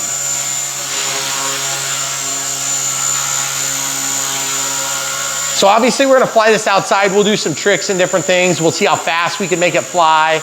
All the different things you guys are curious about, we're gonna try to touch on. And you've already seen that at this point of the video. So throttle holds on, and we're still at 10.6 volts. I'm gonna actually scroll over. That is so cool that we have the live RPMs. Very cool. So really happy with the way this helicopter went together. Obviously we didn't really have to build it. Obviously the binding procedure is a little bit weird. Don't forget you have to use a bind plug on here, which is strange to me. It seems so unnecessary anymore because we have a bind button. There might actually be a button on this flight controller. I just can't see it. So in that case, just use the bind plug. It's not a big deal. And obviously it did bind really quick after that. Motors. Touch that. Not hot. Nope. Touch that. Not hot, nothing at all. Now granted, I wasn't really womping on this thing. And I would say that once we're outside, we're gonna definitely put it through the paces more so. I definitely don't wanna crash it, but I'm super impressed with this. It felt rock solid. And guys, I need a rock solid helicopter or I'm not confident enough. I can definitely say that, okay, so you guys wanna know the no BS approach. I can say that the E-Sheen has a more sophisticated swash, and like the metal and the carbon fiber is really nice. Granted, I think this is actually quite a bit more expensive, but prices are always changing. It's really hard to keep track on these Chinese ones. But you see this? That's a really upgraded assembly, okay? But I'm gonna tell you right now, I am not flying this 4 feet from my face. This, yes. This, heck no. I'll fly this 4 feet from my face. I will not fly this 4 feet from my face. Now that's a skill thing, not a helicopter thing, just full disclosure. But I just want you guys to know my comfort level. And you guys, you've made up your minds about whether or not you think I have the skills that are appropriate to demonstrate these things. So I'm not gonna talk about whether or not I'm good enough or not, and you guys know what you believe or not. What I can definitely say is I'm very happy with this. I think that the helicopter aficionados, the heli aficionados, tend to have some issues with Blade. And I take issue with that because I feel like Blade does a great job of making an entry-level helicopter that's also still good. And yes, you can get parts for these, which is very important. Because when you crash an airplane, you know, you can take some toothpicks, some hot glue and some mucilage and some foam to foam, and you can get things back together. We just did that the other day with the Draco. But with a helicopter, when you crash, you're pretty much buying parts, or you're trying to straighten prop shafts and things until the nth. You know, I mean, you're never gonna get them perfect, especially not on the smaller ones. So really impressed with this so far. It's definitely got tons of power. I don't know if you guys can see, but that's a steel lamp, like it's heavy, and it was blowing that thing like crazy. This thing is light, it's sub 250. I definitely know it'll fly upside down, and I'll be able to fly it, which is cool. But just keep in mind a couple things. If you're trying to make a decision between this, which is the 150S, the 230S, and the 330S, your eyes are a big factor. Do not forget your eyes, okay? And I'm not talking about safety features. I'm talking about if you're an old guy like me, and even though you had LASIK, you're still getting older and your eyes are working slightly worse every day until the day you die, keep that in consideration. This thing is small. It's gonna be harder to see than something like this, okay? Obviously this is cheaper than that, okay? This is a good middle ground. You're not gonna be flying it inside though, and they're both not sub 250 grams. So if you want an entry-level helicopter that has expert level performance, this is a great fit for you. Now, if you wanna help support us, obviously you can buy this from the video links, from the links in the video description. If you wanna help support us, you can buy the NX8. We have been pushing the NX8 over the NX6. People ask all the time, bruh, you know, I've got a few $100 saved up. Should I buy the, the DX6? No, just get the NX8. Should I buy the NX6? No, get the NX8. Why the NX8, Brian? Man, it's like even more money than, the 6E. I get it, but there is going to be a time, and it's gonna come sooner than you probably understand, wink, wink, and you're not gonna be able to update the firmware to support the new forward programming features, wink, wink. Listen to what I'm saying without saying it. Get the 8, the NX8, not the DX6 or the DX8. Okay, don't get the DX9. Don't get any of those old ones. Just get the new ones, okay? You want to do that. Now, if you've got unlimited budget, just get the iX20 and be done with it. And then you won't have to worry about it for years and years and years and years. But at this point, I mean, I could use the DX18 to do all these planes that we've been doing in the last however many years. And this is number 80. That was 80, yep. In terms of aircraft. Mm-hmm. So full disclosure, I have a DX18 and I love it. But the thing is, it's slow. The processor is not keeping up with a lot of the new stuff. Even though it does support the forward programming, it's slow and doggy, and it doesn't have the Wi-Fi, so that's a cool feature. It's not make or break for me, but if you've got it available, you might as well use it. The screen is better on the NX ones for us too. Yeah, and in cold weather, it's way better because the LCD on the old DX lineup were super slow. But people have complained about the audio on these. I think the audio is such a small part of the functional ability of this transmitter. So if that is a complaint of yours, I'm not trying to disparage that you have a legitimate concern about some of the noises, maybe like, it's annoying, but I don't care. It's not a big enough deal to me to even come into the play. What I do care about is switch positions, 3-position switches, and a lot of them. I would like a 5-position flap switch if somebody's listening. Nobody's listening.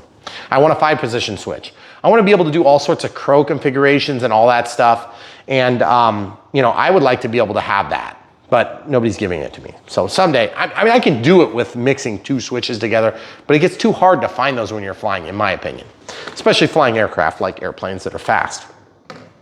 Also, with the advent of the thrust reverse, which has become a big thing, the NX8 is the way to go. You're gonna have 7 channels on the NX6, but you are going to eventually run into a wall and you won't be able to go further. That's the reason we're suggesting this. Plus the right knob comes in really handy on plug and flies. And we do a lot of plug and flies on this channel. Don't worry, it's just our cat attacking the paper that came in the packaging. At least she's not in the fridge. Yeah, the other day I was getting ice from the fridge, right here, from the freezer. And I'm like, what is that noise? It sounded like the ice maker was working over here. Open the door, cat comes out of the fridge. Fortunately, she'd only been there for like 30 seconds since one of our sons was getting his pink drink, which he has to use this to make that. So it was hilarious. And of course the cat ran out, and I'm sure she'll get back in there the next time she gets the opportunity. Yeah. So fortunately she didn't eat any of our food. So, sorry, story time with Brian Phillips. We are still gonna stay in this video. You guys haven't seen it yet. We're gonna talk about the Charger. Yep. What model? The S155. The S155, which is 1 channel and 55 watts, okay? It still has the little flippy-do. Yep. So that being said, that only goes to 4S. So listen, when you guys ask me, hey, I'm getting back in the hobby, I've got my crystal radio, what do I need to make this helicopter fly? First of all, you're gonna need a transmitter. Second of all, you're gonna need a charger. If you're getting into these nice chargers, just get the dual channel. It's not very much more. And instead of getting like the S1400, which is 400 watts, that's nice. You don't need that. 2 channels is really nice though, okay? That's what you kind of need in my opinion. Just get a 2 channel. You're not chasing good money after bad. Okay, now if you charge at the flying field, you may wanna go with the old S1500 or the old S1200. You see how that's S1200? You see how this one's the S1200? Yeah, that's slightly confusing, Horizon. Spectrum, you might wanna fix that. So anyway, I point that out. The other thing is, this tool is really nice to have. It is the XBC battery checker. We use it all the time. It works really good, okay? One complaint on the XBC battery checker is that many times I need to check an EC5. And I do a lot of EC5s on Gen 2 packs. We don't have a balance lead, therefore we have to have an adapter. That is annoying. I would like to have some sort of an adapter that is small, not a wire, okay? I want that, Horizon, if you're listening. Probably not, okay? Don't do this unless you need the wattage. These are expensive and they are awesome. I almost never use them compared to this. This is what I use like all the time. Yep. It's my go-to. And then when I need more, I do this. Then when I need more, I go to this because it's a dual. This is the old S2100, okay? So the order is this, then this, because they're the easiest and they have a power switch like this. You're like, Brian, that's a pretty small factor. It's the factor. Guys, you come here for reviews. This is what I'm reviewing for you. This is great. The screen popped down. I don't care. It's not a factor. I don't care. Here, show them from the side so you can see what I'm talking about. You see what happened, guys? This is an expensive charger. That's a little bit annoying, but I don't care. We don't hide things from you here on the channel. I don't care about that function. If I care, I would take it apart and fix it. So this one's the second one because it's easy. This one, you see how I have to unplug them? I hate that, okay? And they have different plugs, which is kind of annoying too. See this? Also, this one with updated firmware never actually behaves totally right on Gen 2. It doesn't auto start. You have to start it and ask you if you want to plug in the balance lead. So this is part of what we do for you here on Brian Phillips RC, is we help you guys spend your budget wisely. I mean, we know you don't have unlimited budgets. We want you to be as happy as possible when you drop a wad of cash on an airplane that's $600 and then you put a $200 battery in it. It's just incredible the amount of money people spend on these things. But at the end of the day, if you're gonna drop $600 on a transmitter, I'd rather you drop $600 than drop $550 and be pissed off in 4 months and have to then drop $600 on this. Because then you're almost $1,100 into it and you're gonna hate me, okay? That's why we keep saying this, not because we're trying to get you to spend more money. We don't care, don't spend nothing if you want. Just click the like and then go to Patreon. But this thing is a great tool, a great tool. It is relatively cheap. This is competitively priced with the throwaway chargers that you can get from China, okay? I'm telling you, because I have 2 of them downstairs. I never use them, okay? Once we started the Smart, we've never looked back.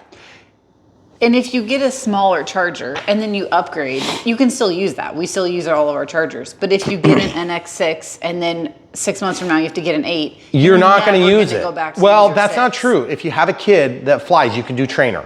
So that's where you might actually kind of massage that into your game plan, okay? So I'm not saying the 6 doesn't have a time or place, but you want that right knob because you're gonna set up, you want to set up the controller where everything is exactly the same. Unless your kid has small hands and they can't reach, then you can use the Batman controllers that come, or the DXS or the DXE. But you don't buy those, you get those in a ready to fly.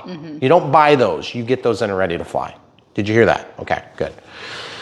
So back in the day, when I first started, I had a DX5, or it was a DX5, 5i or something like that. Then I ended up with a DX4 because I broke the 5's antenna. It was a foldy antenna and it broke inside here. That's right. Okay, it belonged to my grandpa. He wasn't very careful with it, and so the antenna would swivel and bend, and so he broke it, okay? No big deal. At the end of the day, I ended up using the 4E more because it was actually 5 channels too. So I used that with my Sport Cub S, and I used it with my I think I had the Carbon Cub SS UMX, or maybe it was just the Carbon Cub UMX. Either way, it's a red and silver one from years ago. That didn't have safe. That was my first non-safe equipped plane. And I flew the heck out of it. And I love that plane, and it still exists in my closet right now. I could go get it right now, and it still fly right now. So anyway, my whole point in saying this is I got my DX4E with my Delta Ray.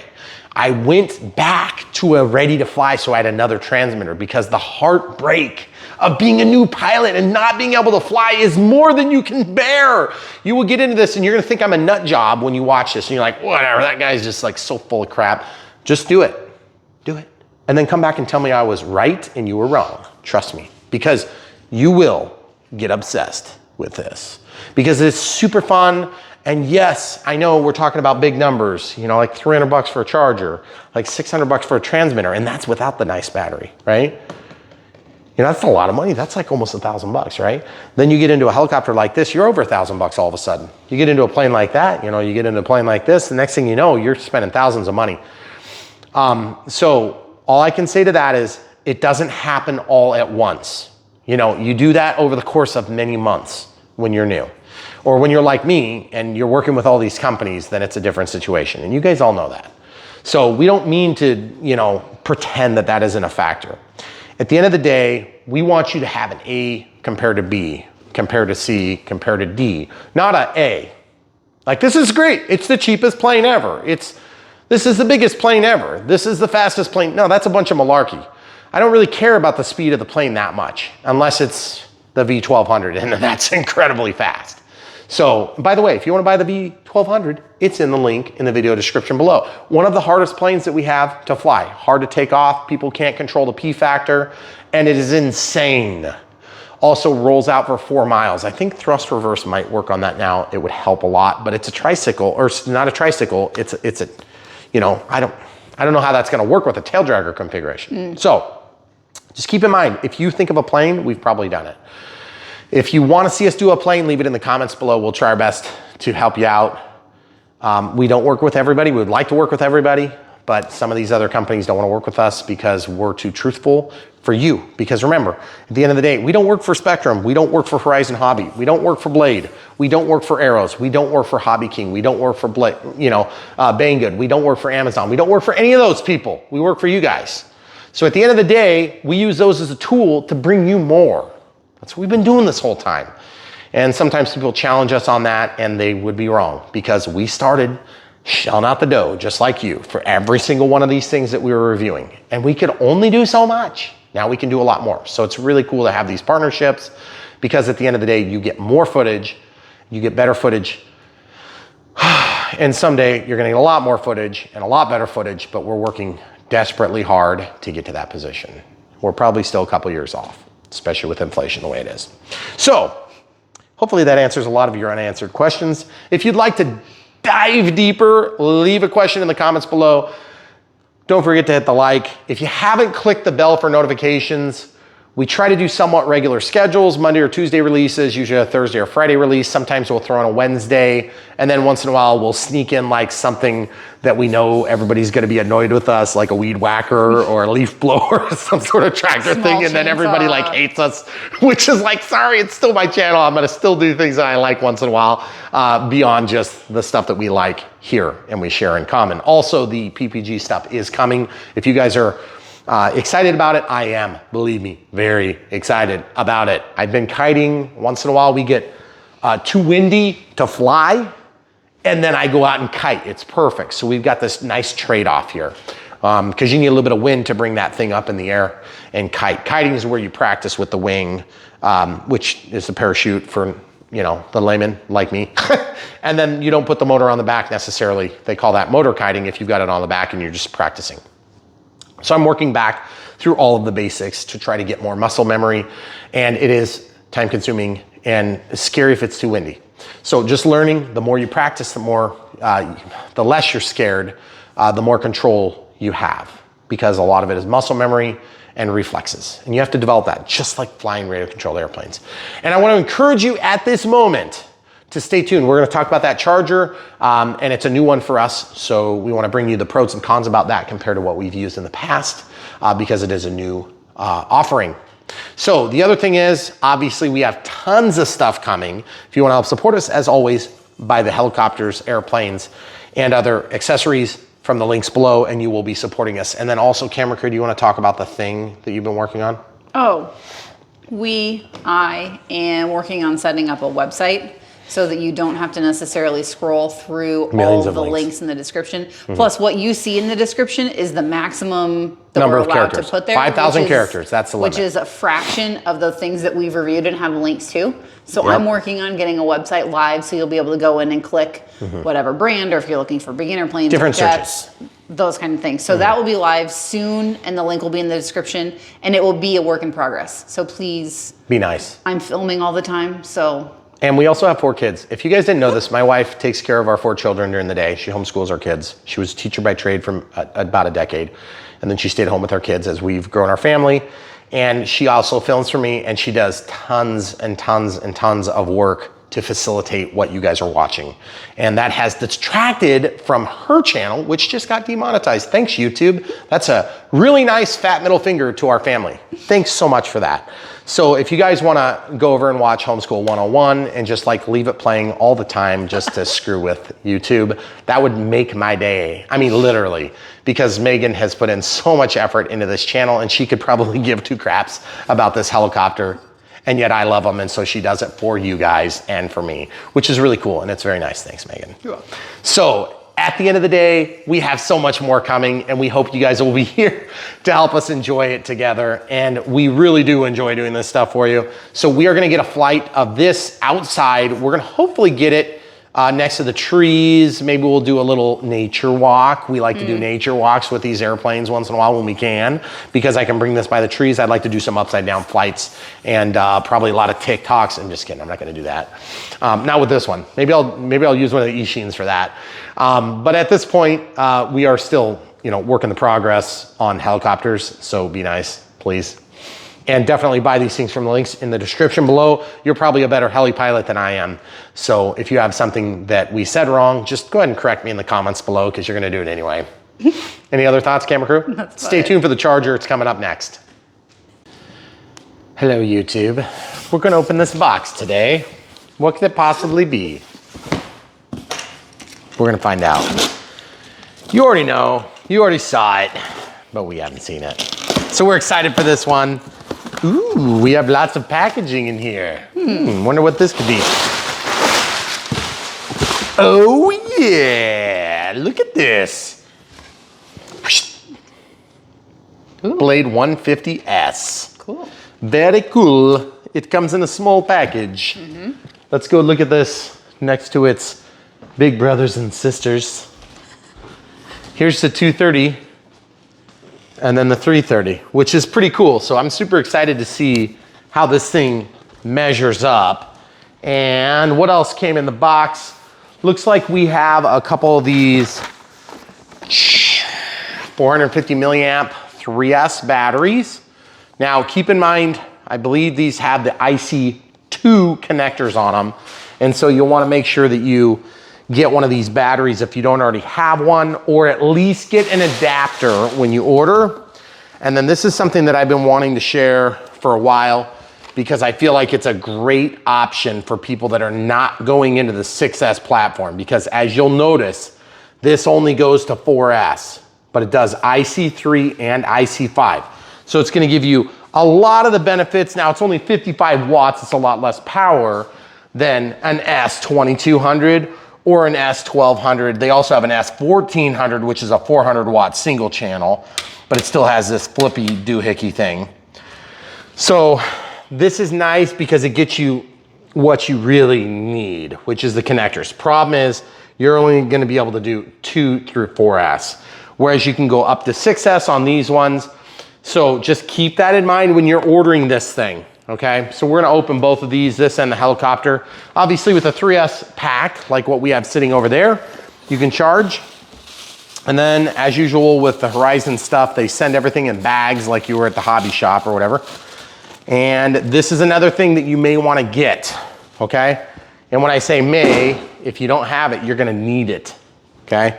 This is the adapter that goes from, sorry, the emblem was over it, IC3 to IC2, okay? So that's gonna get you the ability to plug this into your charger. Now these are Gen 2 packs. Boy, feel how heavy that is. It's like nothing. Oh my goodness. It feels, the packaging is probably just as heavy. So let's go ahead and open all this stuff. I know you guys wanna see the helicopter and I do too, but I wanna start charging stuff. So we're gonna go ahead and open this. You may have noticed we had a couple of these already opened, but I wanna give you guys an unbox on these. These are 50C packs, okay? And it comes with some documentation and safety stuff. Obviously there's a LiPo, so just be careful with those. Oh, these are 3S 450s. The ones we have charging over there are 850s. So this is a different size class, okay? So this requires a Spectrum smart charger. And so they indicate it right there on the packaging. And then if you guys ever get one of these, you'll understand this is like a shrink film. And I've had a real hard time. Sometimes just be careful. If you pull too hard, you might break them. And these batteries are expensive, so be nice to them. The other thing too, I'm super excited about is as we get away from and put some distance between COVID and where we are now, a lot of the stuff that was supposed to happen last year that didn't happen because the shipping woes and the chip shortages and all those things, we're kind of getting past those. We're pretty soon, we're gonna start seeing some of the things that I've heard grumblings about but can't talk about, and I'm very excited. And so that's why when I tell you that these connectors are gonna be a thing, you know, it's not just gonna be for this helicopter, okay guys? So don't fret in that way. These are gonna be used on some other good and small aircraft. So when you get them, they're not gonna be just used for one aircraft, okay? Now this obviously has a smart lead, and you'll note that there's no balance lead because this is an IC2, and it's got your 2 regular discharge leads, and then it's got a smart lead that goes right there, okay? So no discharge lead. And then if you ever get one of these and after you've used it and a couple of days later you feel it's a little bit warm, there's actually a smart chip that's right here that balances the cells and also goes through the discharge process. So remember, you have to tell this how long you want it to be before it starts auto discharging. Okay, so let's go ahead and look at this connector now. This is identical, so we'll just leave that one in the package for now. And this, of course, is the connector that's gonna allow you to plug this in and then go out here. And this does have the smart lead on it. So as you can see, there's a pin in the middle. Some of these are dummy plugs and they don't have the actual smart lead. So just be aware of that. Obviously, when you're buying adapters and things like that, you can actually build them. But it is harder to build these because that smart lead is in a tight spot. So start with the tight spot, do that one first and then move your way. I've only built one connector so far like that. Okay, so let's go ahead and open this charger. Of course, the Spectrum packaging is second to none. It's probably some of the best packaging we get in the hobby industry. So we've never had an issue with anything from Spectrum in terms of packaging. Okay, so this is a nice heavy duty box, obviously. You know, I know you're not buying it for the box, but I just want to make sure you guys see that. That's part of the reason we do unboxings. I think largely unboxings are kind of a waste of time, but some of you guys love them, so we do them for you. If you're going to keep the box for... Yep, for storage and stuff like that. Okay, so they have a manual. It's a good English manual.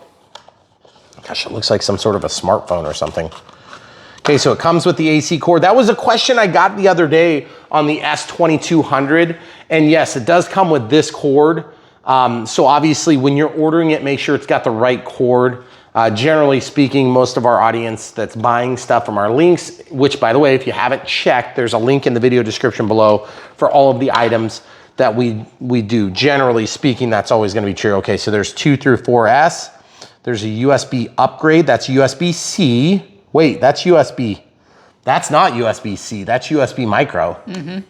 And then we have, why did they go to a micro on this? That seems sort of strange.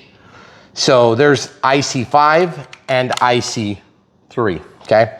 So then this can plug into that, okay? There you go. It's alive. Isn't that weird? That's funny. So it's actually running off of the battery as opposed to the input. So that's pretty cool, actually. So we'll go ahead and peel this off right now too. Oh, it didn't peel. I hate it when those peelers don't actually peel. Oh yes, everybody loves this stuff.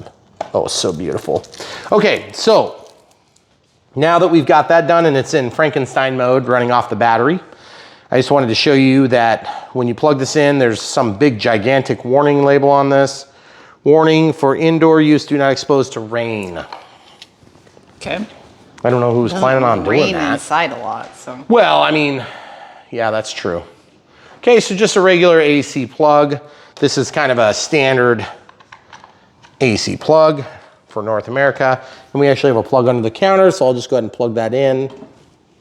As you can see, it's on, so let's go through the features real quick. I'm gonna go ahead and just kind of get this stuff out of the way real quick, and we'll come right back to it. Okay, so the way you do this is, obviously because it's a smart battery, it automatically starts charging, okay? The screen is a little bit smaller than on the other ones. It's really hard to get them to focus. There we go. Okay, so you can press and hold. You can stop, and then you can press this up or down. Cool, it shows you your balance. And press and hold. And then you can go down to current. You can change the current here. You can change the voltage. You can hit start, or you can go to smart battery settings. And there's an arrow and an enter. See this arrow?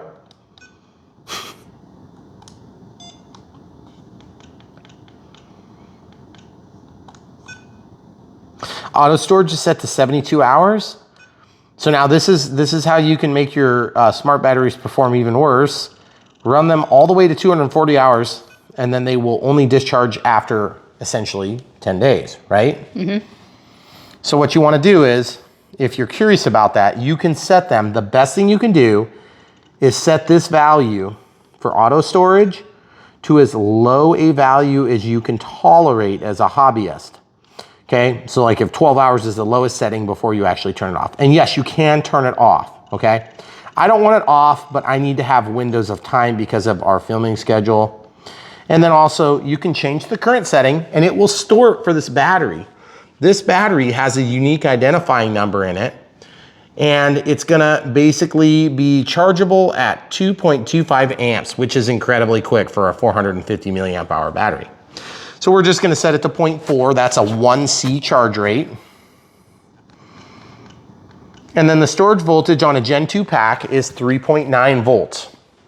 So 3.8 is standard on a lithium polymer pack, but because they auto discharge and there is a consumption of power, basically these are designed to be at 3.9 volts. Now, Gen 1 packs don't discharge as fast. I think it's a function of an overshoot on the discharge. They don't want to overshoot.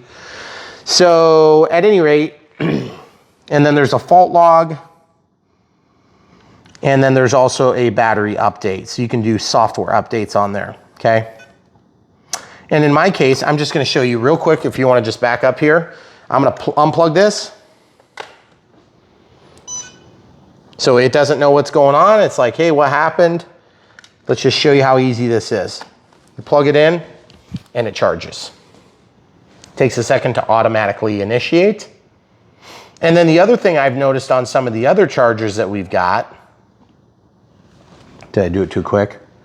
Menu, press and hold. Let's unplug the battery and let's try plugging it back in. Do you remember how I started this first? I had it plugged into the battery before I powered it on. Oh. Okay, so it says no battery detected. Maybe I didn't wait long enough.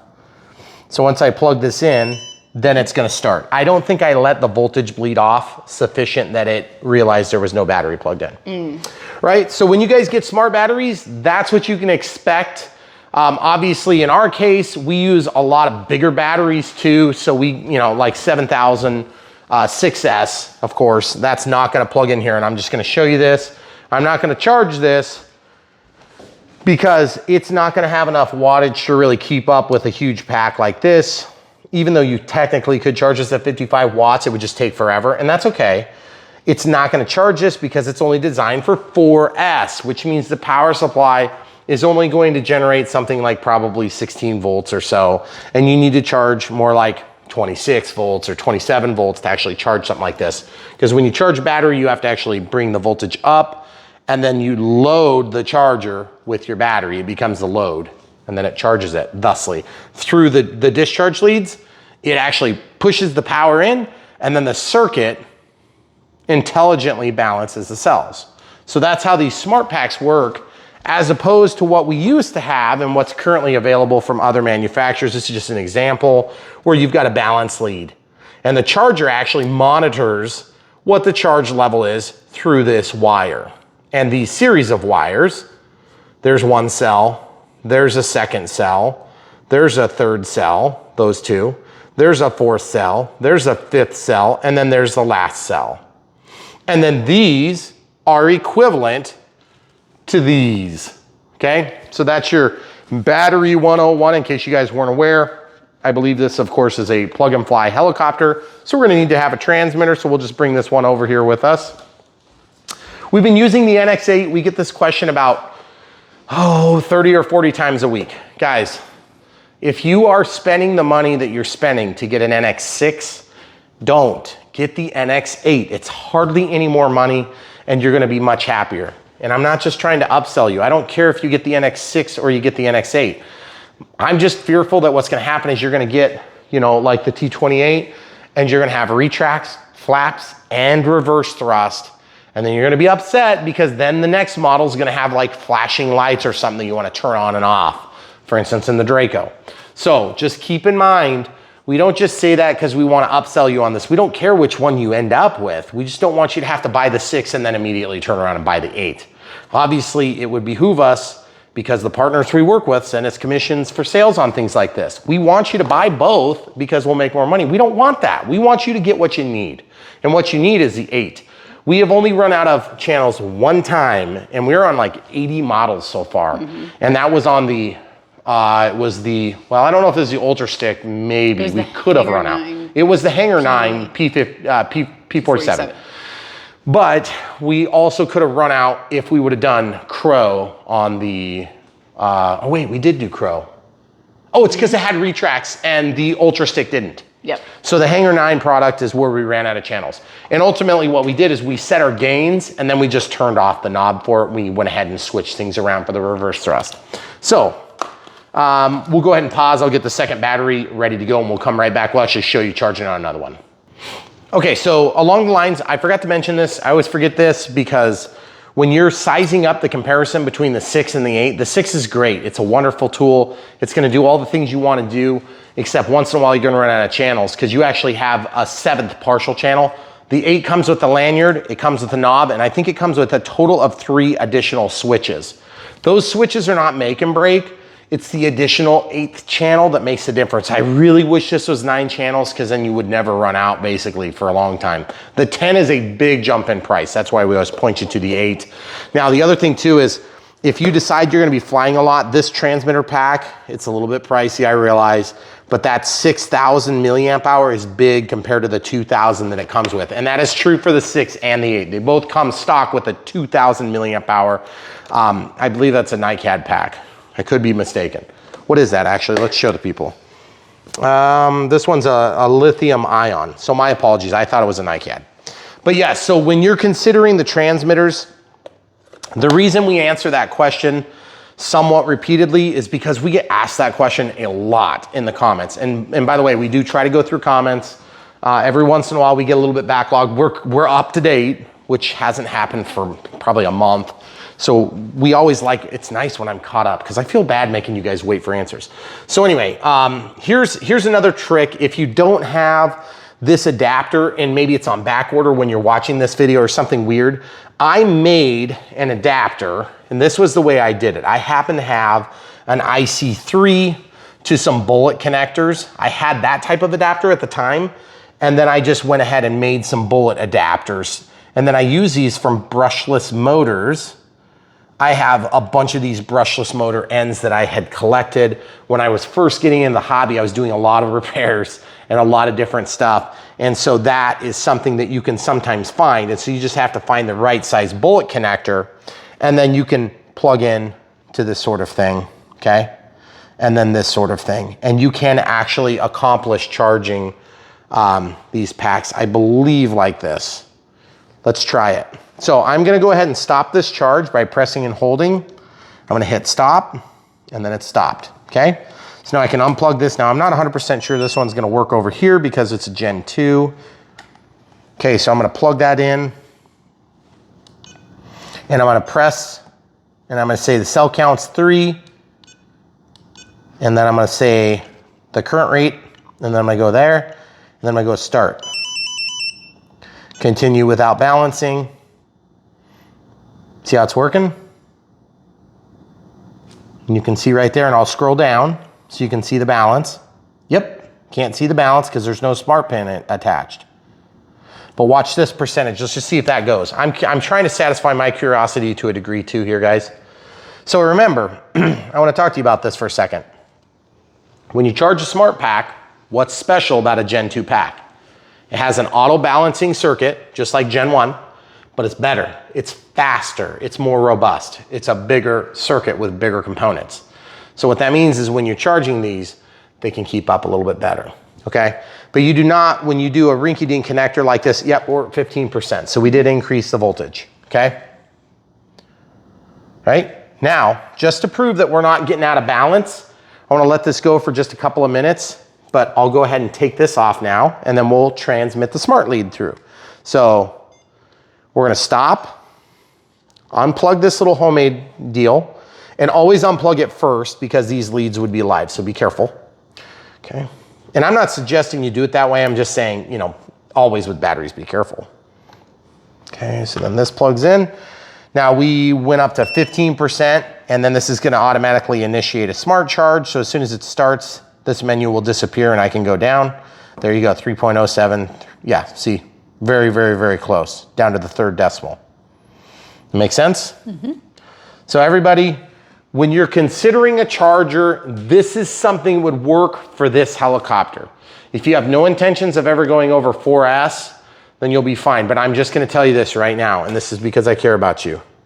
You want 6S airplanes. If you think about flying any EDF plane, you want 6S. You go from except for special circumstances, barely flying, getting around in a very scale, you know, not quite 1-to-1 ratio to 6S where you're flying, you're having near unlimited vertical or unlimited vertical, you're doing fast, high-speed passes, you're not anemic on power. It makes a big difference, okay, right? 6S makes the difference on EDF jets.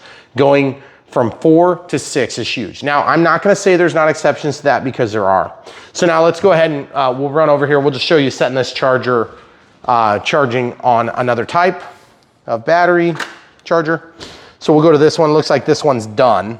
So this happens to be an 850. You don't even have to show the screen right away. So I'll just show you how easy this is. This is one of these 850s. This is used on the S220 or the 220S, which is the orange one there. Okay, so we'll just take this, lay it down, and then we're gonna plug it in. Now remember, we set the charge setup on this. It's on channel 1 versus channel 2. Now, one big notable difference on this from the other is it does 6S, but it's also a 200 watt per channel. I believe, or possibly 400 watt for one. I'm not 100% sure, so don't mark me on that. Just check it on the specs if you're curious. We'll put a link in the video description. And there you can see you've got all the 6 channels or 6 cells, and you can see the internal resistance here. I don't know if we had internal resistance on the other one, maybe just didn't look. And then let's look at the Smart. We're gonna stop this, and then we're gonna go into the menu. We're gonna scroll down to Smart. We're gonna go into settings, 240 hours, remember? We set that on the last one. So you're like, that's so cool. So basically, when you get a Smart battery, okay, so now I'm gonna unplug this. It recognizes no battery. Now I'm gonna plug this back in and it should automatically start. So now it doesn't seem like a big deal to do that until of course you've got 10 batteries you need to charge like right now and you just start plugging in a bunch of chargers, okay? So now over here, this is a very economical solution. If you're just getting into it, this is a great stepping stone. Unlike the NX6 to NX8 debate, which is really not a debate at all, this is a perfect solution if you're only at 4S right now. I was on 4S for a long time, okay? So keep that in mind. Now that being said, there wasn't as many 6S options at the time when I was flying that. But I remember when you first started flying and you would tell me about planes with 6S, and like, there's no way we'll ever even buy a 6S battery. I know. They were so expensive. I remember when I said, I'll never have a DX18. Yeah. And then when I got one, I was joking with the guy, the Horizon Hobby tech support guy. And I was like, yeah, about the time I get divorced, I'll have a DX18. Well, we've got DX18 and a few more things. So anyway, all right, on to the helicopter. Now, what we're gonna do is we are going to, let's show the charging stuff at the end, guys. So I apologize. At the end of the video, I don't wanna have the unbox for the heli at the end. So we're gonna do this in the middle and you guys will know what's going on with the batteries. So if you want to help support us, there's 3 basic ways. Well, really 4. Obviously, smash the like button. You'll help support us because we do long format videos because that's what you guys demand. And that is something that sets us apart from our competitors on YouTube, and not take anything away from what they do. We all kind of have our special, flavor, and our flavor is super long videos, detailed, and lots of watching me crash and then fix things. Because honestly, we feel like one of our main goals on this channel is to help prevent one and dones, and then also to help you guys spend your RC budget wisely. And so we're always gonna bring you no BS approach. And if we think something's great, we're gonna tell you. I mean, I tend to kind of like a lot of this stuff no matter what. It's just full disclosure, we're not trying to pull your leg. I actually really love this stuff. So, all the way down to the beginner planes. I love the beginner planes. Not all of them, some of them are pretty terrible, but I love the really nice ones too, and I love them more, just like everybody else does. But the point is, I'm not above loving beginner planes. I love beginner planes, especially when they fly good and solid in tornadoes. So anyway. We survived. Yeah, that's right. We did survive, although there were some people that didn't. So anyway, so if you guys are watching this video right now, the other big thing we want to do is we want to help guide you as you progress. Either you're getting back into the hobby and you just need some help figuring out the tech, and you're like, man, I just have this like Futaba crystals here, and I mean, how many megahertz is that helicopter? And I'm like, yeah, there's no megahertz anymore. You know, we're in 2.4 gigahertz, which is a different bandwidth, and we're using different protocols. So like this is DSMX. DSMX is preceded by DSM2 and DSM1 or DSM. And so we're in DSMX right now. And you're like, what do you mean protocol? I mean, the language that that transmitter speaks to this receiver that's embedded in this thing. This is a, what is this thing? It's strong. This is a plug and fly, or is this ready to fly? I can't tell. This one's probably a plug and fly. This is a bind and fly. Okay, so blind and fly, which means that the receiver is already installed in it. Same with this. So like you get this out of the package. This is a T28 that was recently released. It comes with an AR631. Okay, so that thing comes in there. That's what we mean by bind and fly. And you're like, what do you mean bind, Brian? I'm still talking crystals. Yes, that's right. You can still use your crystals when you go to see your therapists. But that was a joke. I'm not making fun of you. I'm making fun of other things. So anyway, bind and fly means that your transmitter will bind to the aircraft, and you don't have to like actually get an oscillator crystal that's going to oscillate and make a sine wave at a different frequency so that it knows what it's talking to. And then somebody with a CB can be like, oh yeah, just made that guy crash. It was hilarious, which you could do. And that was terrible, man. People were mean back in the day. So anyway, if you're just getting back into it, binding is like so foreign to you, I'm sure. And so you're at the right channel. Brian Phillips RC is here for you. And we literally have thousands of videos to help you get from where you are to where you want to be. I'm not gonna go into any more detail on that, but if you're brand new to the hobby and you know nothing about this stuff, you don't know what that stick does versus that stick does, we'll try our best to help you, but we want to kind of keep things moving too. So if you're brand new to the hobby and you have lots of questions, try to ask, but watch the whole video first. And you're like, man, but Brian, that's like a 2.5 hour video. Yes, invest your time. We will review more in one video than you'll see in 100 videos from some of our competitors. I'm just saying that because we are that much longer.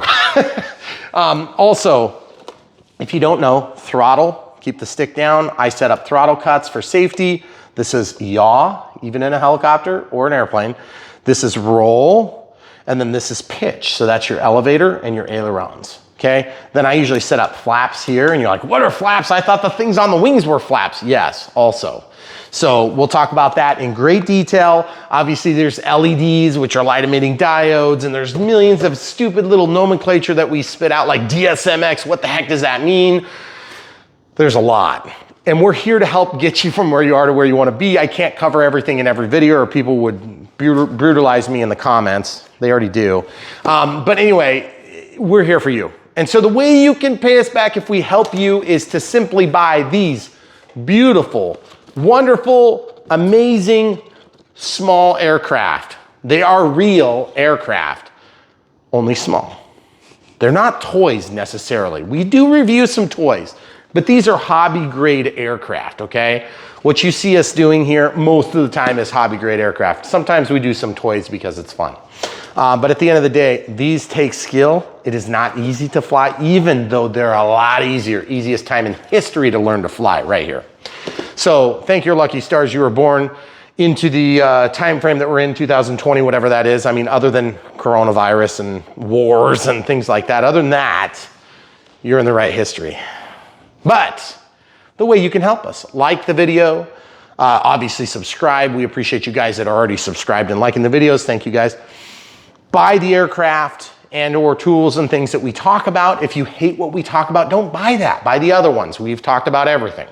Then, if you don't like buying for them from the links, or you have something that precludes you from that, like you're in Europe and it's very expensive for shipping, why do they put upside down pictures on these boxes?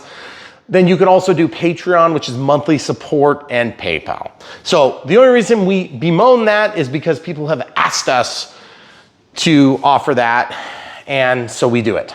And then we listen to the basically the different rules and regulations around it, and we try to kind of morph everything to be as easy as possible for you guys. And so that's why on Patreon you get no special privileges, so you don't have to pay sales tax or value-added tax if you're overseas. And we do that on purpose. So, in case you're wondering.